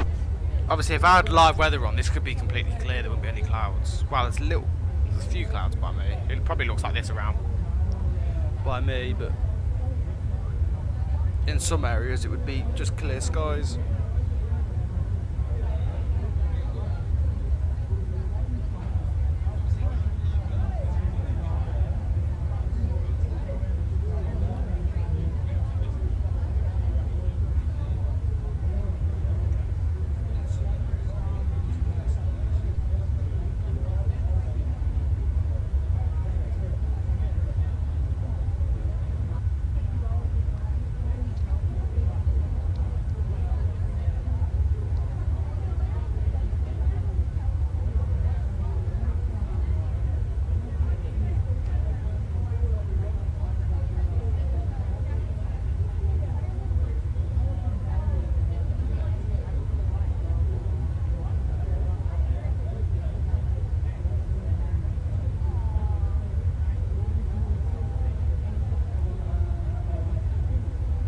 server, I would be on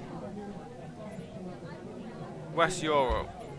It says I'm offline for some reason. I might not have multiplayer on. I could turn multiplayer on though. Let me turn it on. Where is it? Where's multiplayer? Not developers. Is it data? There it is. Multiplayer.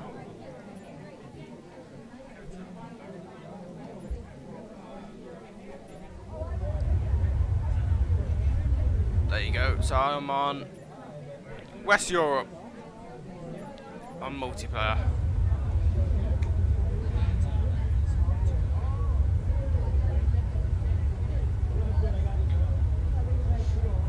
If I invite you to a group, you probably be able to see me. If you're I don't know. Oh yeah, you are. There you go. I'll just invite you to that anyway if you want to see me.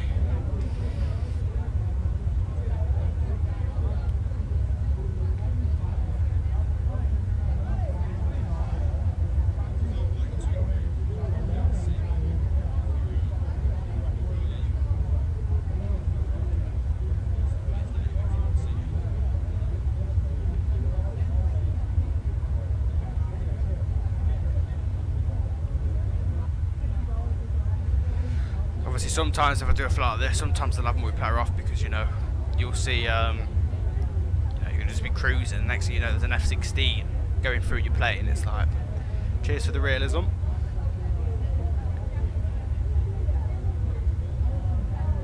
Yeah, there is, mate. Of course.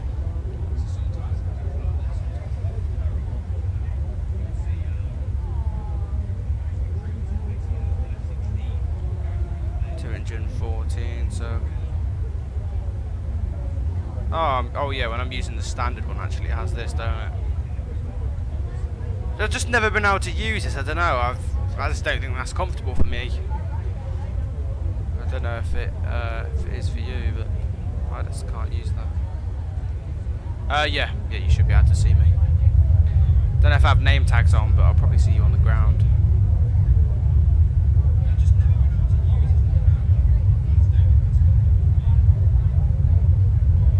I think the problem with that is that it's the screen should be a bit lower. It kind of feels like it's a bit too high. I think that's something that's quite hard to get correct for everyone because obviously got to take into account everything else that you see up. Obviously in the sim it can't be as real, but.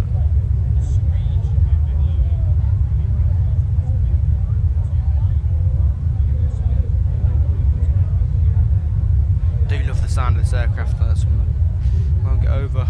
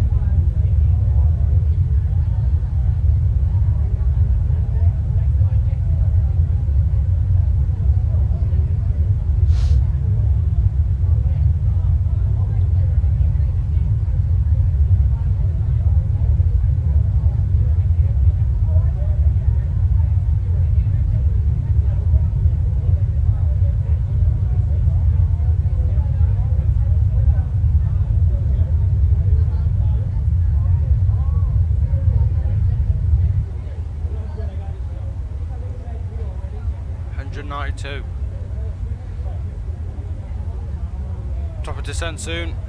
112.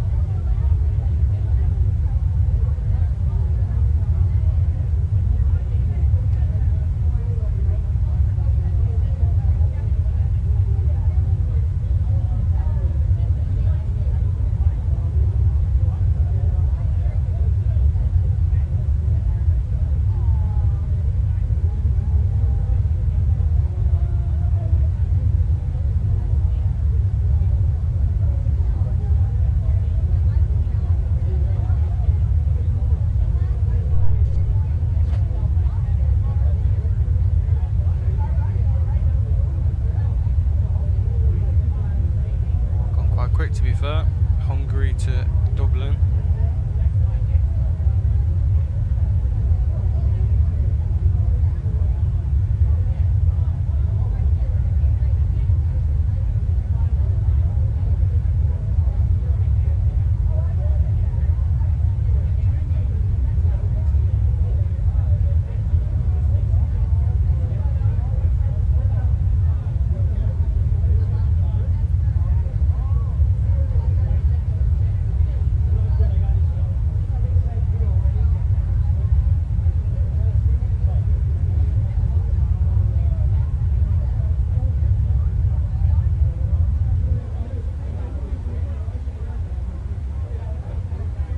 $76.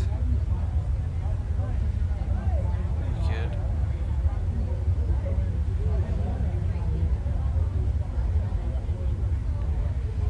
It's going to be midday, so I mean, coming down, we're not going to be able to see much out of the cockpit, which is always fun because of this bright light.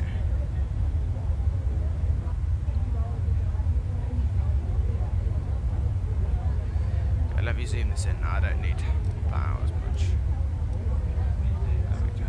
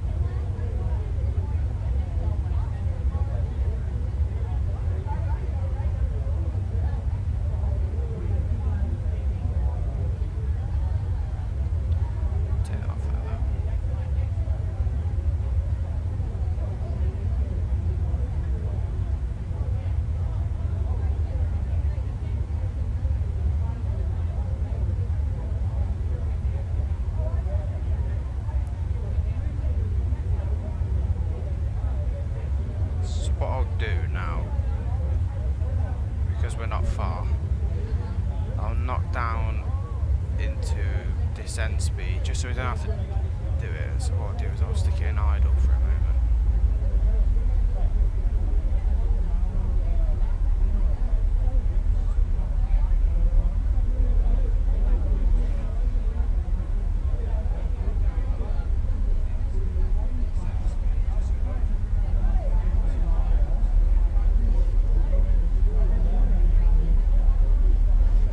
So I can use the wing view a bit more. Don't have to keep watching the mileage. If I do it now, it's something I don't have to worry about. Because then once that's done, there we go. Like that. And I'll stick it in the wing view for a bit longer.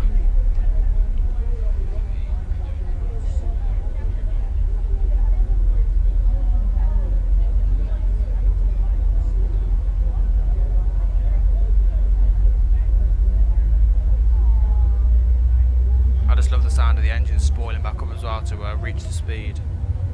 Oh, that sounds fantastic.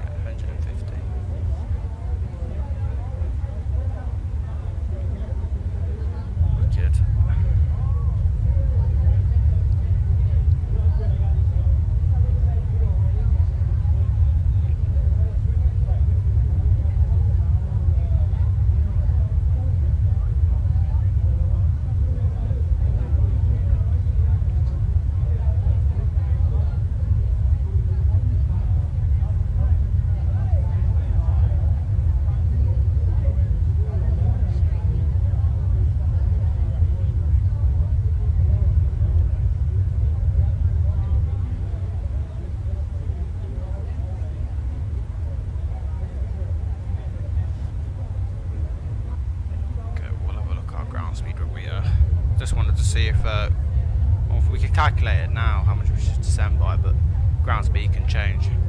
So.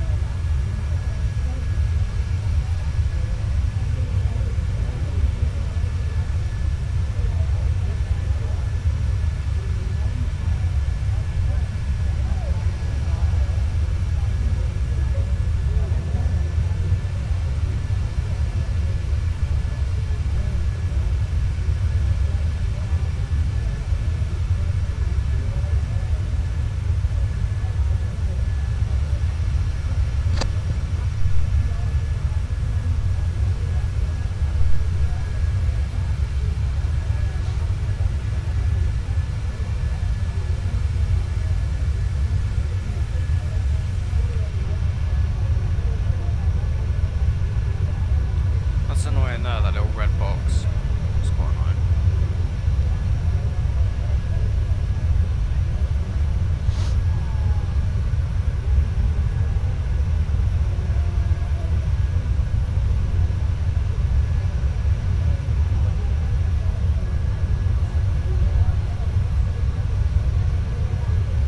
There we go, look, that's it. Leave the UK.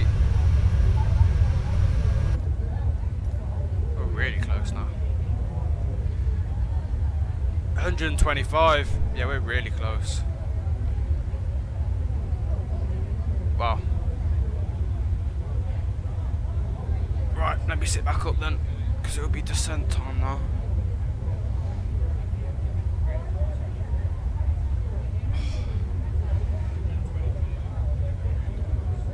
So what's our ground speed? Still, okay, let me just work out our descent rate.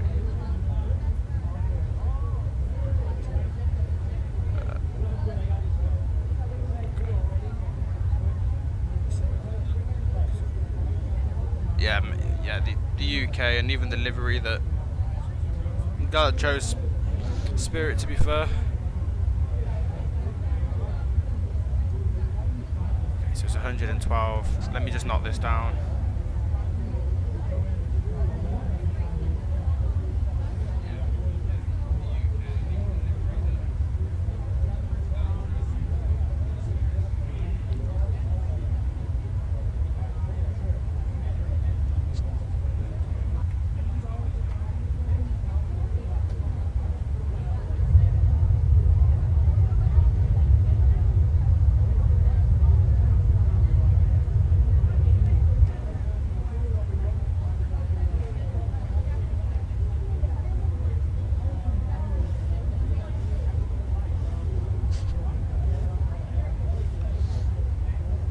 So we'll do, because we haven't downloaded it, we'll do all the descent way mentally instead of the system doing it. Obviously we change it each time to get that 3 degrees.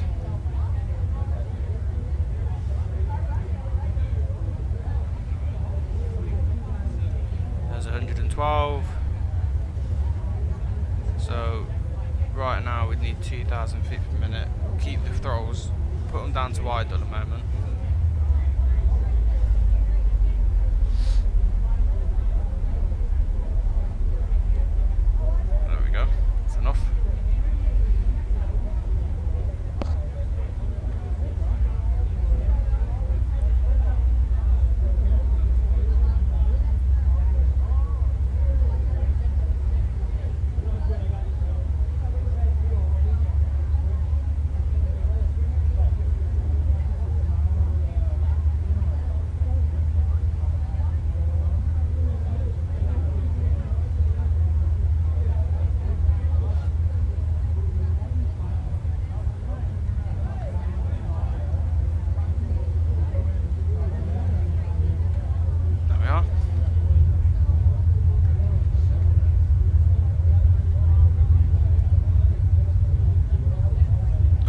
just change with the ground speed every time, just to keep that 3 degrees. So now if you look at the nose, 3 degrees straight down. Aircraft shouldn't look anything more. Your nose should be further down than that when you descend. That's exactly how the aircraft should descend. 3 degrees is perfect. It's exactly what you need. So now our ground speed, when it's 360, will knock it back another 100 feet. Obviously to maintain that 3 degrees. And I will show you that 240 works like a charm.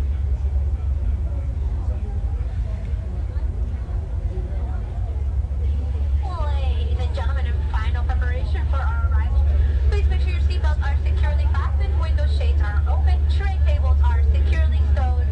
All carry-on baggage, including purses and backpacks, need to be completely stowed underneath the seat in front of you. Nothing should be on your lap before arrival. This is for your safety and the safety of the other guests traveling with us. Laptop computers and similar sized electronic devices need to be powered off and stowed at this time. Cell phones may remain on as long as they continue to be in airplane mode. Passengers are going to walk through the cabin at this time to collect all service items. Take a moment to look around your immediate seating area and the seat back pockets for any items. And to the flight attendants as they walk by. It has been our pleasure to have you with us today on our flight. We should be on the ground very shortly. Indeed, we'll be on the ground shortly. Whoa, whoa, whoa. What's going on there? There we go, we're about to hit another mark. There we are, there's 360. And then we'll turn this on, so then it will capture it when we finally get there.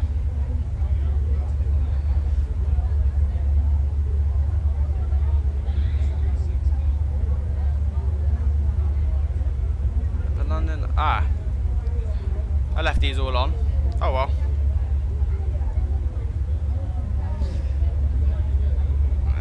They're already on anyway, so I don't need to change them.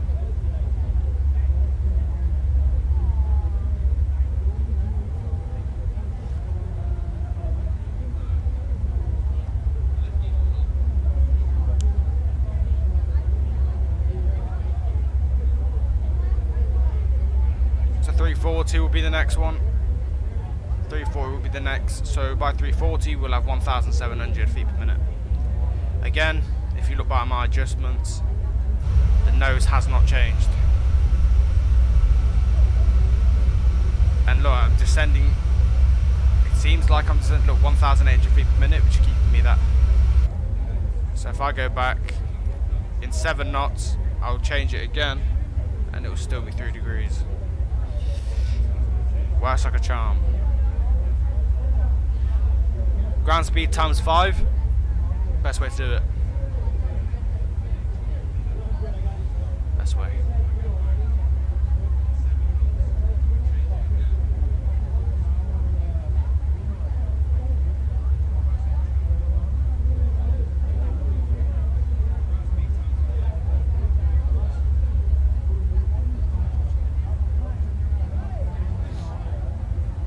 You don't actually have to do it this way.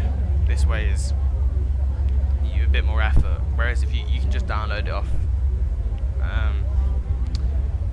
SimBrief, put it in all for you, and the plane will get to a point where it descends. I just like to do this way because I'm fully in control, so if I need to change anything, it's all under my demand.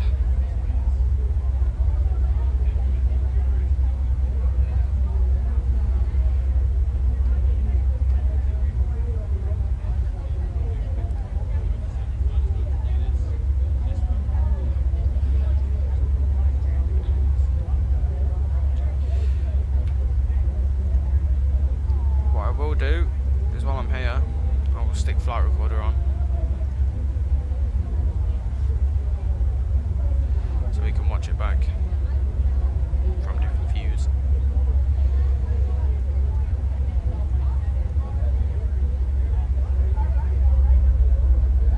Just to see that side, just to see this side.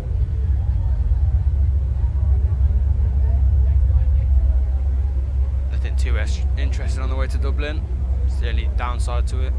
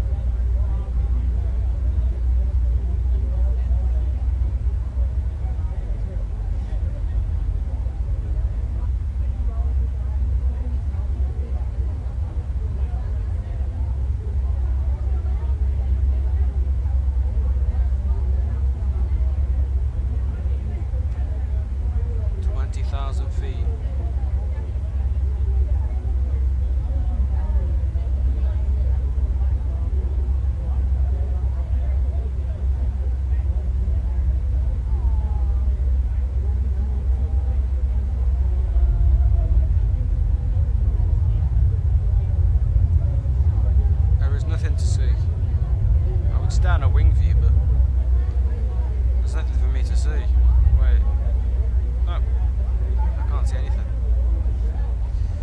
Nothing interesting out the windows.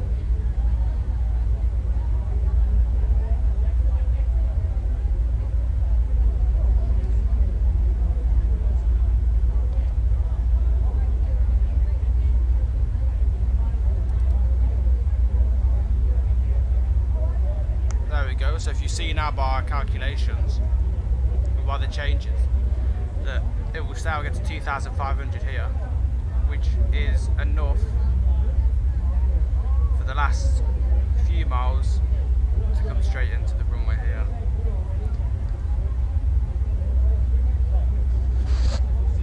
It's a bit of a longer way to do it, and it's a bit more it's a bit more of the mental side, but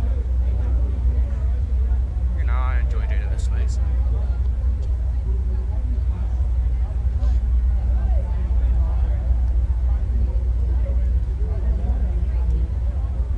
Let's not do that.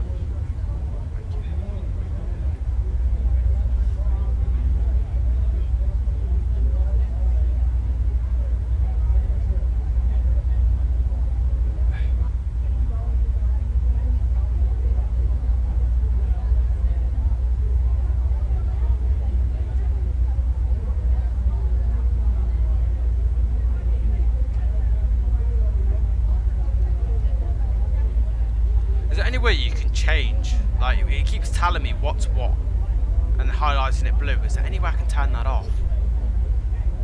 I just don't need that. It's a bit like, look, why is there an eye thing here? It's a bit distracting.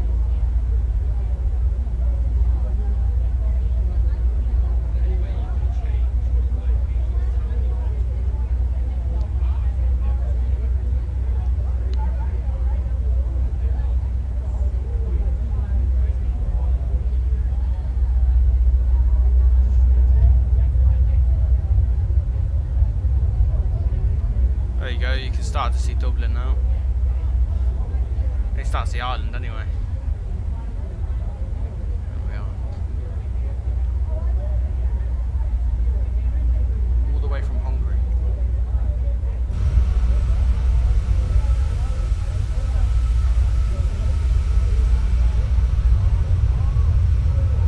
Those clouds are quite low. Estimate of how low they are? I'd say like 7,000, 8,000 feet. Oh, I hope so, mate. I'll have to give it a look. I'll have to turn it off if you can, because it's so annoying. Because even if you come down here and put it in the, like, look, A, B, C, it's like, I know what they are. Yeah, I'll have to have a look, man. It's getting your nerves sometimes when you're trying to type in the FMC.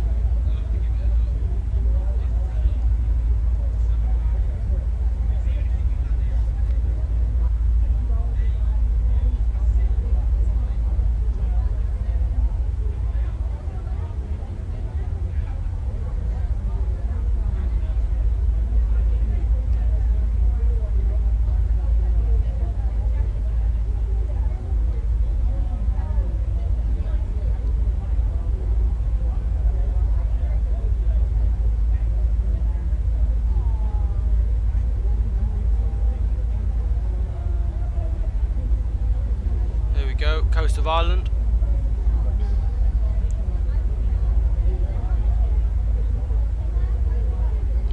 If you've got your swimmer's shorts in your and luggage, you just open the window and you can jump out if you want, straight into the sea. Pencil dive.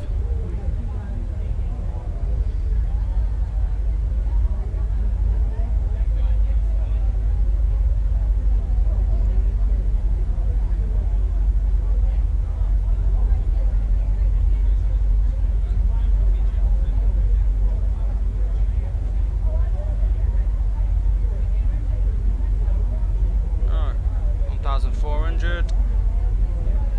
Crossing through 13,000. Approaching the clouds.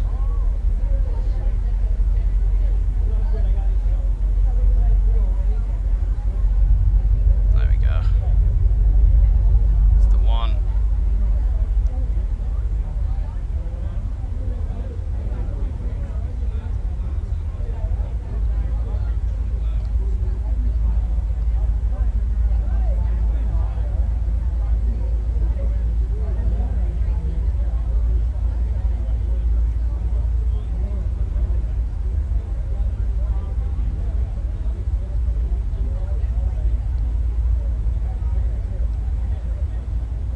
Hopefully it holds me at 2,500, but I'll be ready if it doesn't.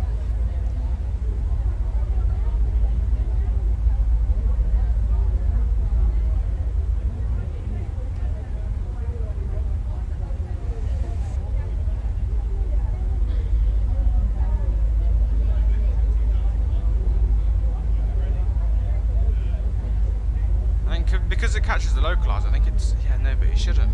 It shouldn't do that. We'll see. Here we go then.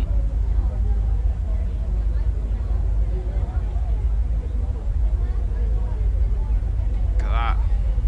Perfect.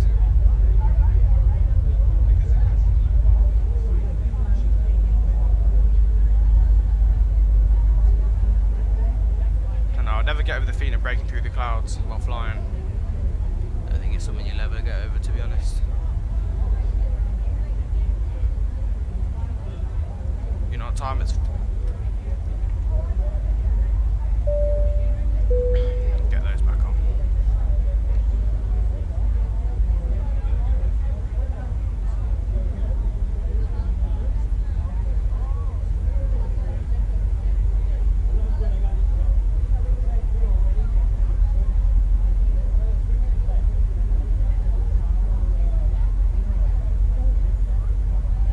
Right, there we go, 9,000 through 10,000. The gear will come down.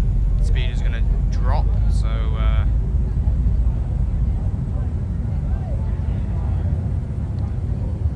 let that come through now. Wait for it.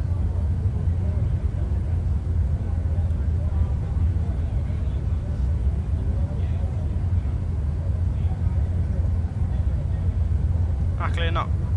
Doesn't want to work. I'll say that, and I'll do a wing. Oh no, let's get back on. There we go.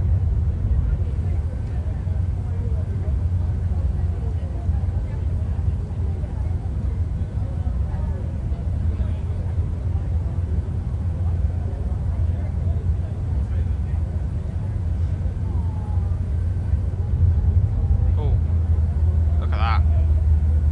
That's gorgeous. Alright, there we go, that's what I wanted to do. Alright. Look at that, into Dublin. Gorgeous scenery. Alright, everything's on. Please hold me at 2,500. I'm ready if not though. Actually, to be ready, let me put this back on. And it's going to have to be autopilot disengaged.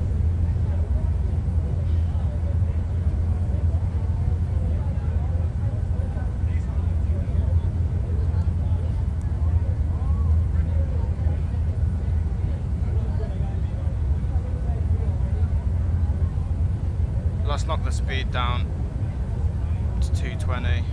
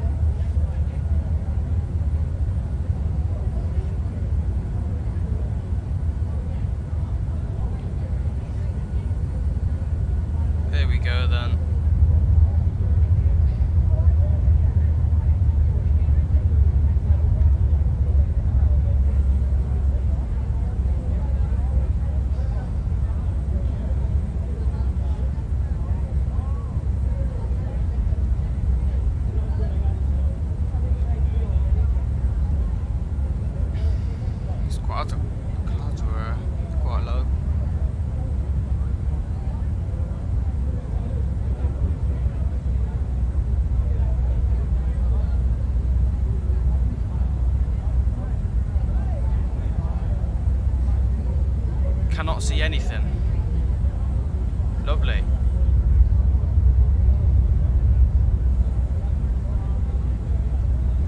That's alright, we'll break through them.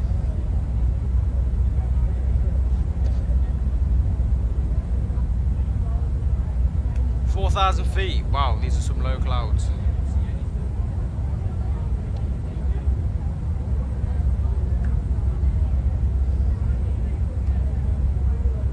God, we're still in the cloud. There we go. Oh, it's so satisfying. Look at that. Can't beat it. Cannot beat it.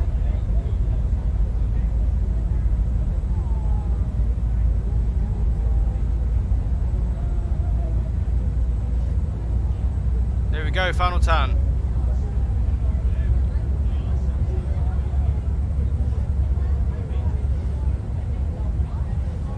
There we go, look at those courts.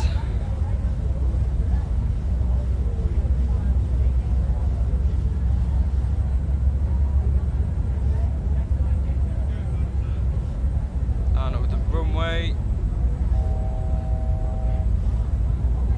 There's the 2,500, know that we're approaching it. Wonderful, we'll catch the guide in a minute. Still some clouds though, still here.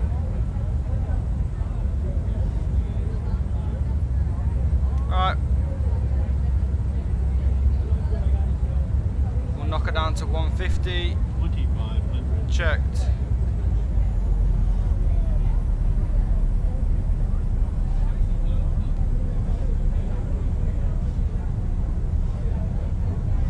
Altitude hold.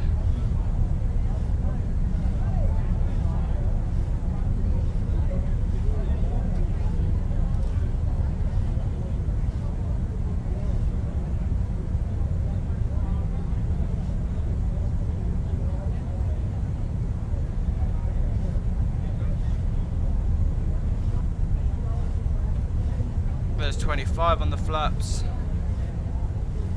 Right, time to butter this thing.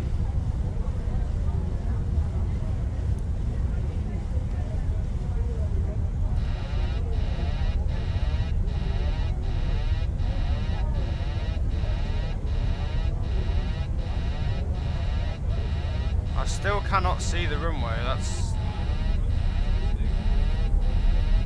Oh, I can see it, I can see it.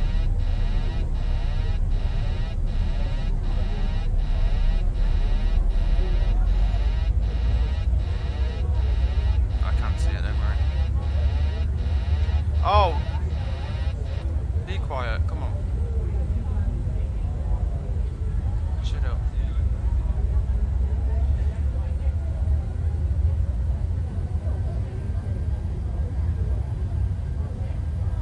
She's dropped a little bit. Keep her coming up, come on.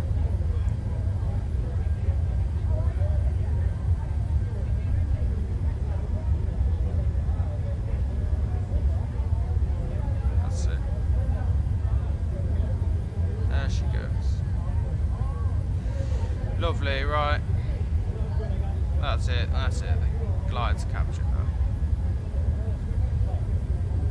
It's alright, she's just dropped a little bit low.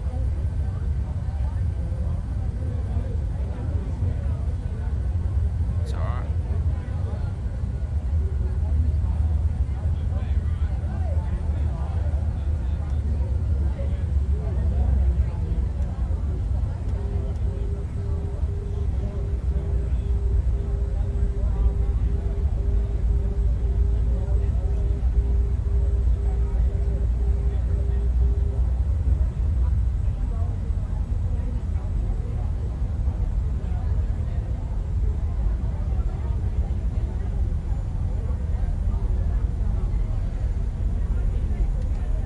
Disconnect.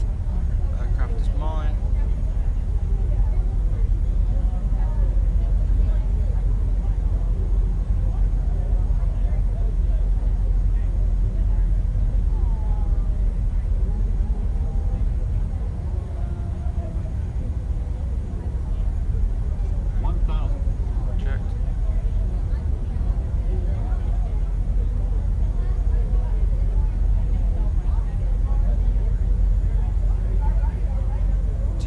Reds. Runway in sight, and we continue.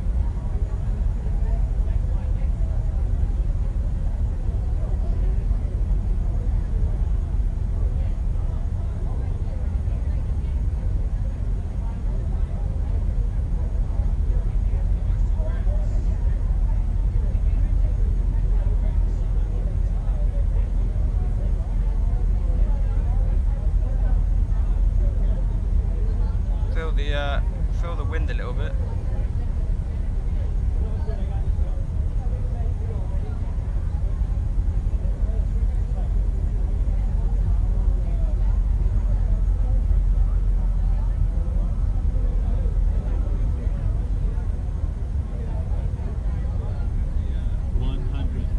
Checked. 50, 30, 20, 10. Butter, baby. And nose comes down, reverses on, auto brake set.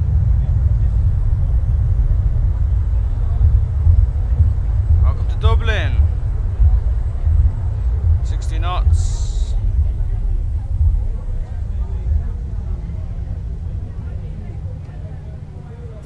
Brakes off. Off, laps off, bit of power. I don't know why I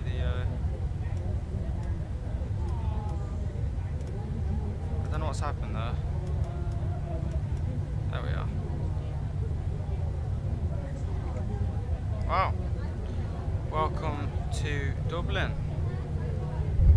Alright, ladies and gentlemen, how about that landing? Yeah, cheers for clapping. Thank you. Early? So that's like Spirit Airlines is 14 minutes delayed or late or whatever you want to call it. We'll just call it even. Please remain seated with your seatbelt securely fastened until the aircraft has come to a complete and final stop at the gate. At that time, the captain will turn off the fasten seatbelt signs. You may feel free to collect any belongings you brought on board. Use caution when opening the overhead bins as contents may have shifted, and you all know shift happens. Smoking is prohibited until you reach a designated smoking area. If this is your final destination, I'll check baggage to be the baggage claim area. If you're connected to another Spirit Airlines flight, all checked baggage will be transferred automatically. We do ask that you please remain seated as we're taxiing. Once again, we are in an active taxiway. Please remain seated with your seatbelt secure. You may now use your portable electronic devices, keeping in mind the device set to airplane mode or the cellular service is turned off. And ladies and gentlemen, for those of you needing special wheelchair assistance on today's flight, we do ask that you please remain seated to everybody at the planes. This will also help us further better assist you as well. For more day of travel information, Thank please you, visit Daniel, mate. spirit.com, where Thank you you. can also find our ultra low fare deals on our hotel It's a coverage, bit, clouds are a bit moody coming in. deals on cruises. And in there you can also find a section where you can compliment how amazing your Spirit experience was. Thanks for staying in, mate, as well. Today's flight. I appreciate If that. any of you Been have here anything bad or negative basically to the say whole about time. Spirit or our crew in general, just go to American.com and give it to them instead. And I remind you that my name is Cindy and I personally sent. It has been certainly been a pleasure bringing you back. Wow, home they with do us. they And do we say sure their hope to thank see you yous, again don't soon they? on another future Spirit Airlines flight. God, they're still announcing. Crazy.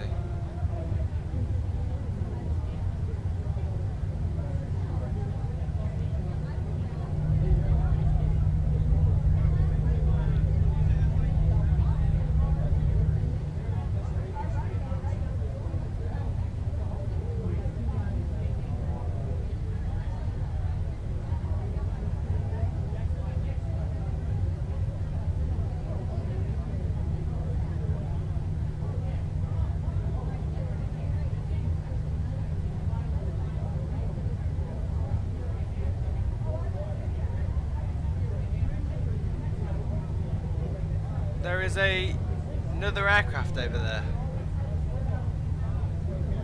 Yeah, thank you, Daniel. There's another Spirit over there. That's class. Daniel, is that you by any chance? That is class.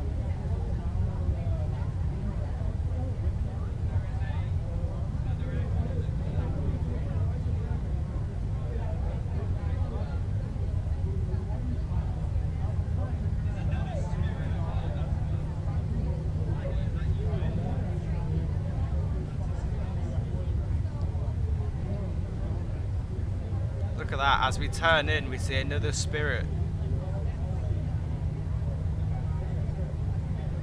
That's amazing.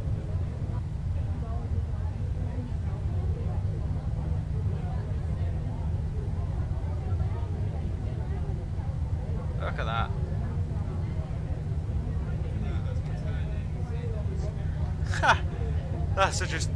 That's such a good shot. Look at you there in the spirit livery.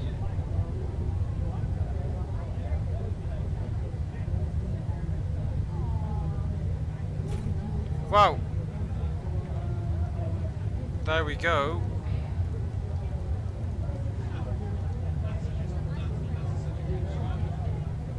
Welcome.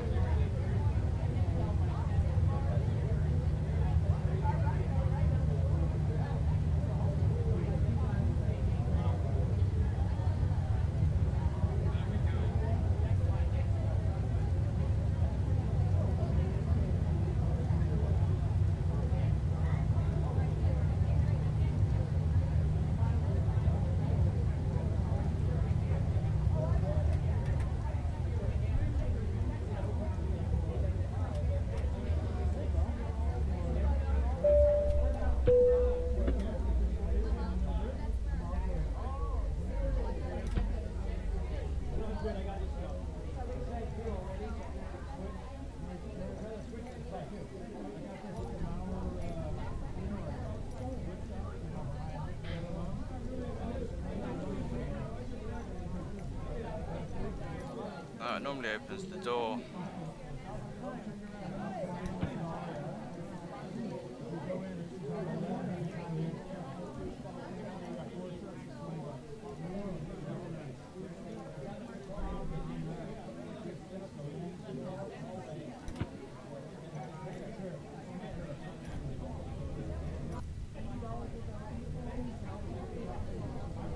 Well, there we go, Dublin it is. Spirit from Hungary. We parked up at the gate, so it's going to be, if I watch it in the replay, it will be quiet. So what I'll do is let me just power on again. Let me just do that, and then let me just close that, and then I'll go back to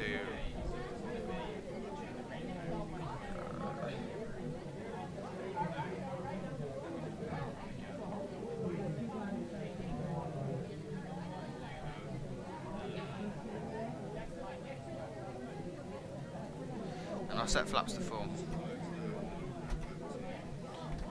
And then the spoilers are armed, aren't they? Yeah, armed spoilers. Alright. So what I can do now.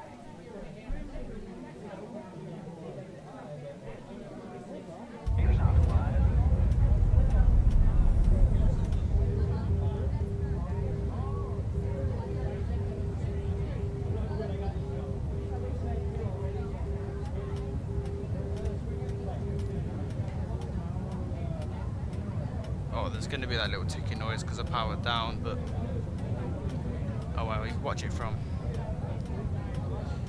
this view.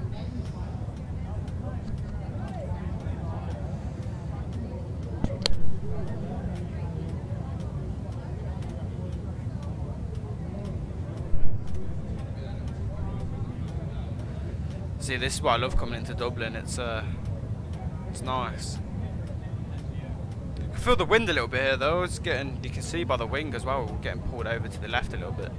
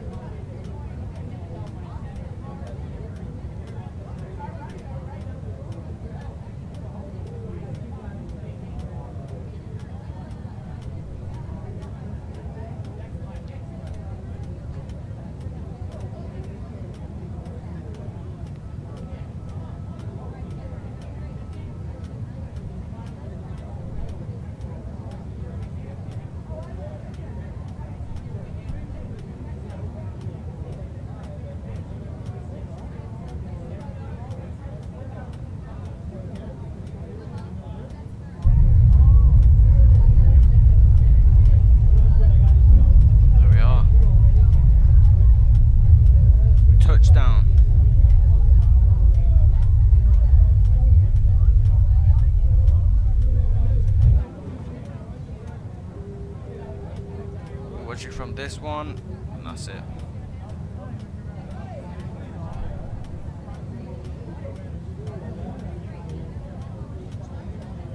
I enjoyed that. I think streaming it was a lot better, to be honest.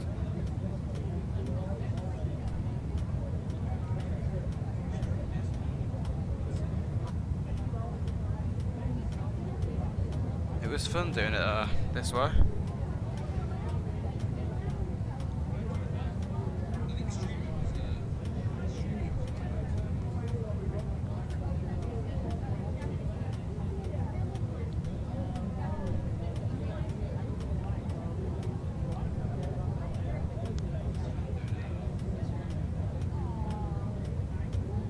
Look at that there, you can proper see the wind.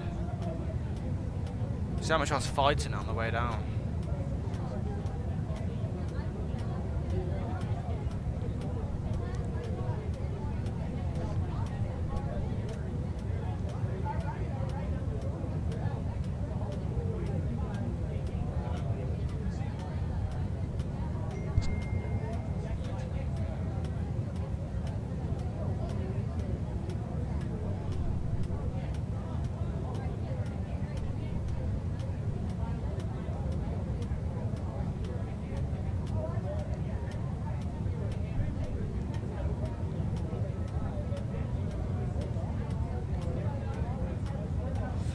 Look at them.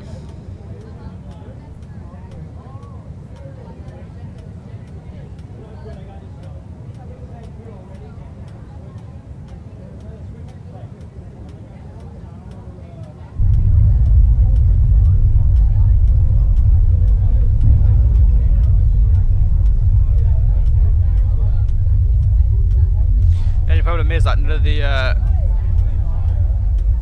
the spoilers and the flaps work as thingy, as I've shut down the aircraft. But alright, I'm not going to rewind it too far back now. I'm just going to see, look. That's hilarious. The stairgate's still out. Oh. Alright, well, we'll just watch it close.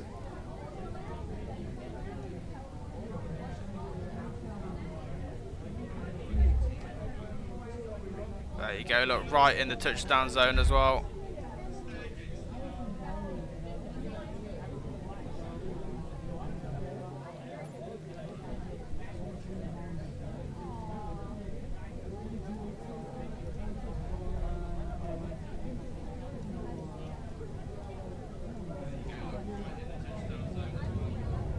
Well, that will be it from me today. I enjoyed that a lot. Obviously, thank you, Daniel, for staying the whole time. Thank you for everyone else that popped in and just watched. Even if you didn't type and you just, you know, relaxed. That's what this stream was aimed for. But yeah, I'll definitely stream again. I enjoyed that. Thank you, everyone, and I should catch you shortly. See you later. Thank you.